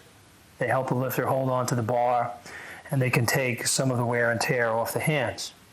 This is one design in which the lifter would put the hand through the strap. So the strap is against the back of the hand. The strap is then wrapped around the bar in this kind of a fashion. When you get it here, you sort of turn the bar toward you so that it tightens the grip against the bar, that you want the hand flush against the bar. Now, another kind of strap that I prefer is this kind of a design. This is a mountain climbing nylon strap, which is a 6,000-pound test. I had it sewed in a crisscross fashion and then in a box by a shoemaker who has a heavy needle and thread machine. I put my hand through the strap. The strap goes around the bar from back to front in this kind of a fashion, and I grip the bar. Again, the strap is pulled tightly against the bar. Now notice the design of this strap. It's short, okay? It only goes around the bar one time. If you have a very long strap and it goes around the bar more than once, there can be a lot of difficulty in releasing the strap when you're doing a snatch or a clean. With this type of a strap, I have it wrapped up. If I miss a lift, I just pull like that. I just take the pressure off my hand, open it up, and the bar slides immediately out so I can get out from under the bar. But if I had this wrapped around the bar, with a long leash several times, it would be difficult to get rid of the bar, and we don't want that. So that's the proper design of a strap. Chalk, or magnesium carbonate, is truly a lifter's friend. It helps the lifter grip the bar securely, absorbs any perspiration or oils that may be on the hands. It's applied in this kind of a fashion across the palms and fingers, rubbing the chalk this way. And most lifters will then rub over the back of the thumb because they're using a hook grip and that secures the hook. Chalk can also be applied across the shoulders when one is getting ready to clean or jerk. It helps secure the bar on the shoulders if there's a little perspiration or oil there. It will help and even can help the bar adhere to the shirt. So I recommend using chalk in both those ways. A good bar is the most important piece of equipment that a lifter can have. A good bar is straight. One way to tell whether it is or it isn't is to turn the bar and watch the end. Notice on this bar, the end doesn't move as I turn this bar. A bar that's bent, this will flex up and down, it will wobble or move around. That's how you can tell. You can look at the center of the bar as well and tell whether it's straight or not. The bar should turn easily. When I push this bar, it keeps turning a little bit after I let it go because it moves freely within the sleeve of the bar. What I have my hand on here, the bar itself is inside of that, supported by bearings. So a good bar is straight, it turns easily, and it's flexible. It should bend a little as you go to lift it. And the heavier the weight, the more it should bend. Another key piece of equipment is the collar. The collar secures the plates to the bar, and it's highly recommended that you use collars at all times. The collar has two main features. One is wing nuts like this, or a similar type of method to secure the collar tightly to the bar. You turn these nuts in this fashion, and the bar is locked securely, the collar is locked securely against the bar. To tighten the collar the last little bit, is usually a turning device like this, which compresses the plate against the inside collar and assures that the plate will not have any wobble. Once these are tightened in this way, you still should be able to turn the bar without any problem if you have a good bar. Squat racks are generally designed to adjust to the lifter's height. They should be set high enough so that the athlete does not have to bend the legs very much to get under the bar. When the lifter straightens his or her legs, the bar should comfortably clear the highest point at the front of the rack. The front of the rack is the part closest to the lifter. The lifter should always face the rack and step far enough back, even a couple steps more than is shown here, so that a missed lift will not hit the rack and bounce back toward the lifter. You don't want the bar so high that it goes over the back of those protective racks and allows the bar to travel outside the safety of the rack. Now, again, Hans constantly faces the rack, steps back from the rack, then walks in, and notice how he puts the bar against the uprights before he lowers the bar. He is making sure that the bar is against the rack, and then he only has to lower the body vertically. He does not have to worry about leaning forward into the rack. You see a lot of new people when they come to lift, they anticipate the rack, they bend forward, they reach for the rack, they don't walk all the way into the rack and make sure that they're in proper position before they set the bar back on top of the rack. Okay, that's the mistake when they bend forward like that. They get out of position, and that can cause an injury. It can cause them to miss the rack. One of the most important and versatile pieces of equipment in any weightlifting gym is what's known as a power rack. And now we're going to demonstrate what a power rack is and how it can be used properly. The nice thing about the rack is you have pins going all the way up and down, or holes going all the way up and down, and you can set your pin at any height, so it can accommodate a lifter of any height. And lifters sometimes use this to do partial deadlifting exercises, partial squatting exercises. It's used to do overhead supporting exercises. There are many special remedial kinds of exercises that can be done in the power rack. It's certainly not used to do the Olympic lifts themselves. The effective use of the rack requires a pin like this to support the weight. If you notice, there's something on the front to prevent the bar from rolling off. The rack itself prevents it from going further back this way. And this kind of a rack can be used, it's called a cage because of the depth of the rack. It can be used as a spotter. In a way, when a lifter is performing an exercise, the long set of pins can be used below the rack. We would ordinarily, in that situation, put this pin here in the inside, the other pin on the inside, and the bar would be placed inside the rack.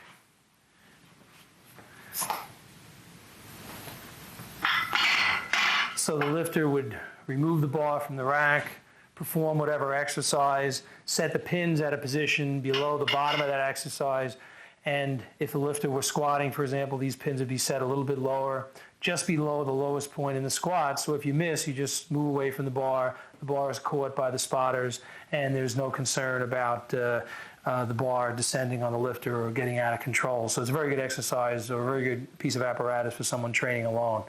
But if you have one single piece of equipment that you could buy beyond your barbell and your platform, power rack is right up there in terms of the kind of thing you want to have to do your assistance exercises. Its versatility is enormous, and the durability is great. If you have a good solid rack like this with heavy steel, it'll last a lifetime. So it's a great investment. Another piece of apparatus that lifters use in their training is the height gauge. The idea of the height gauge is to measure how high an athlete is pulling the bar when doing high pulls. I like this kind of device because lifters can tend to do the high pull exercise. If they don't have a goal or objective as they're doing it, they can tend not to pull as hard as they really should. And the main feature of this height gauge is that you have this dowel rod again. You drill holes into various heights so that you can have the right height that you're measuring. And then there's this device, which is the device that's actually doing the measuring. And the way it works is that there's a spring at the base, and the spring is what gets inserted in the hole in the device. And the spring lets the little dowel rod, which is what determines or what measures the height of the pull, move freely. So if the athlete exceeds the height, instead of, if this were rigid, the athlete might pop it out of the plate or break the stick. But with the spring on the end of it, in this way, the stick can come up. Now, you can put a little bell on the end of this so that the athlete knows they're hitting the gauge. There's a little noise. I've designed the upright of this height gauge so that it fits into any standard bumper plate. There is no dowel rod standardly made that is the proper diameter, so I've added a piece of pipe and some tape to thicken the end and make it fit securely into the plate.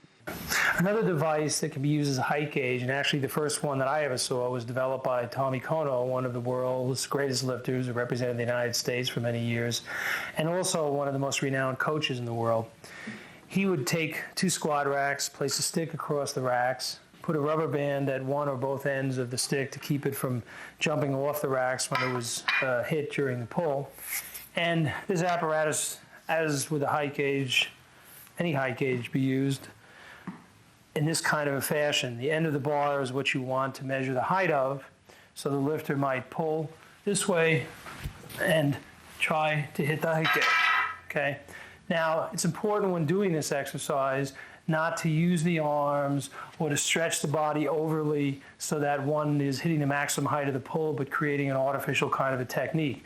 You want to pull in the way you normally would and then let the bar rise by momentum rather than making it go the rest of the way. So if you finish your explosion here in the pull, that's where you want to finish it when you're practicing this exercise, and then you're going to let the bar rise up. So, and it goes up. I'm not pulling with my arms. I'm using my toes or my arms to raise the bar any further. I'm snapping here, and the bar is rising up as a result of that. Spotters are not generally used on the Olympic lifts because the lifters have learned how to miss. However, they are used on other exercises. Spotters should always be used when a lifter squats or bench presses. A 2 or 3 person spot is the spot of choice for the squat. The spotter should be alert and close to the bar, but only touch it when the lifter says take it, or has hit a sticking point in the lift, stops, and begins to descend. When there are 2 spotters, they must coordinate their efforts, lest one lift up more quickly than the other, placing the lifter in a dangerously uneven position. Many spotters feel they should help a lifter through each rep in the squat or a similar lift. Since the greatest training benefit comes from fighting through a sticking point, this is generally counterproductive.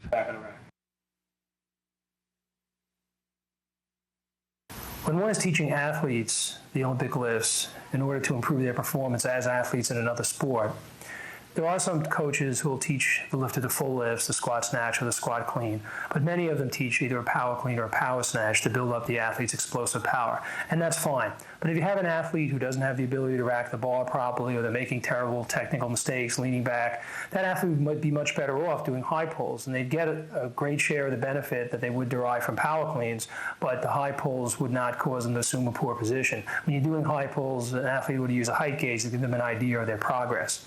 And finally, if an athlete can't do a full pull from the floor, doesn't have the flexibility to reach down to the floor, then do a partial pull, do a pull from above the knees, and again, you'll get a large percentage of the benefit from doing explosive lifts by practicing that. Weightlifting is the most challenging and exciting sport in the world. It tests your mental and physical strength and your skill in a way that no other sport does. It provides you with immediate feedback on how you're doing. You can train alone or with a team. You can live for yourself or for your country. You don't rely on the questionable point scoring or other calls of a referee. If you lift the barbell within the rules, it'll be recognized as a good lift. You should have a coach, but champions have emerged without one. And the choice of a coach is completely up to you. The sport tests your intellect in developing programs and techniques to help you lift more. You can compete against someone your own size, age, and gender, but win or lose, everyone, regardless of his or her ability, has his or her moment in the spotlight during competition, and everyone can be a winner in terms of personal development. Weightlifting offers you the opportunity to build a career around your sports abilities and interests. Natural talent is a smaller factor in weightlifting success than it is in perhaps any other sport. You build yourself into a strong and skilled athlete by your efforts. Yes, with proper training, everyone can become truly strong. And you can participate in weightlifting for your entire life, except where medical conditions prohibit that.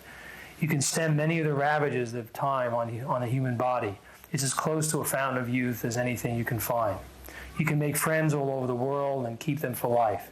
In summary, you can test the limits of your mind and your body in a truly unique way and join so many others in achieving the joy that comes from working hard to achieve your full potential.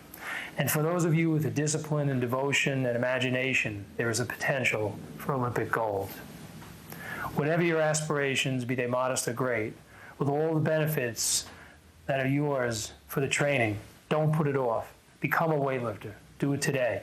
And once you've started, continue in this grand activity for all of your tomorrows. Get strong, stay strong for life.